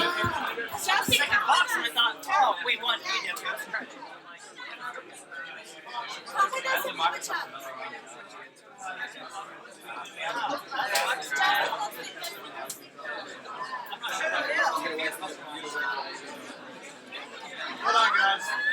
Hold on. Thanks,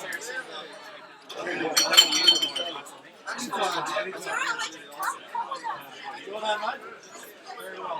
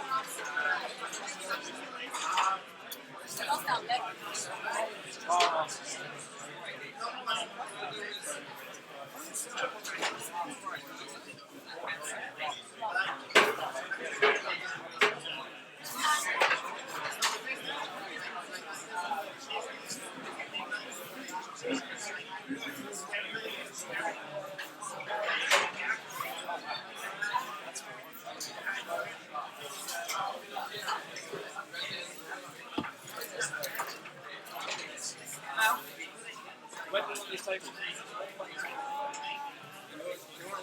These virtual chairs will need to go around from there. Yeah, then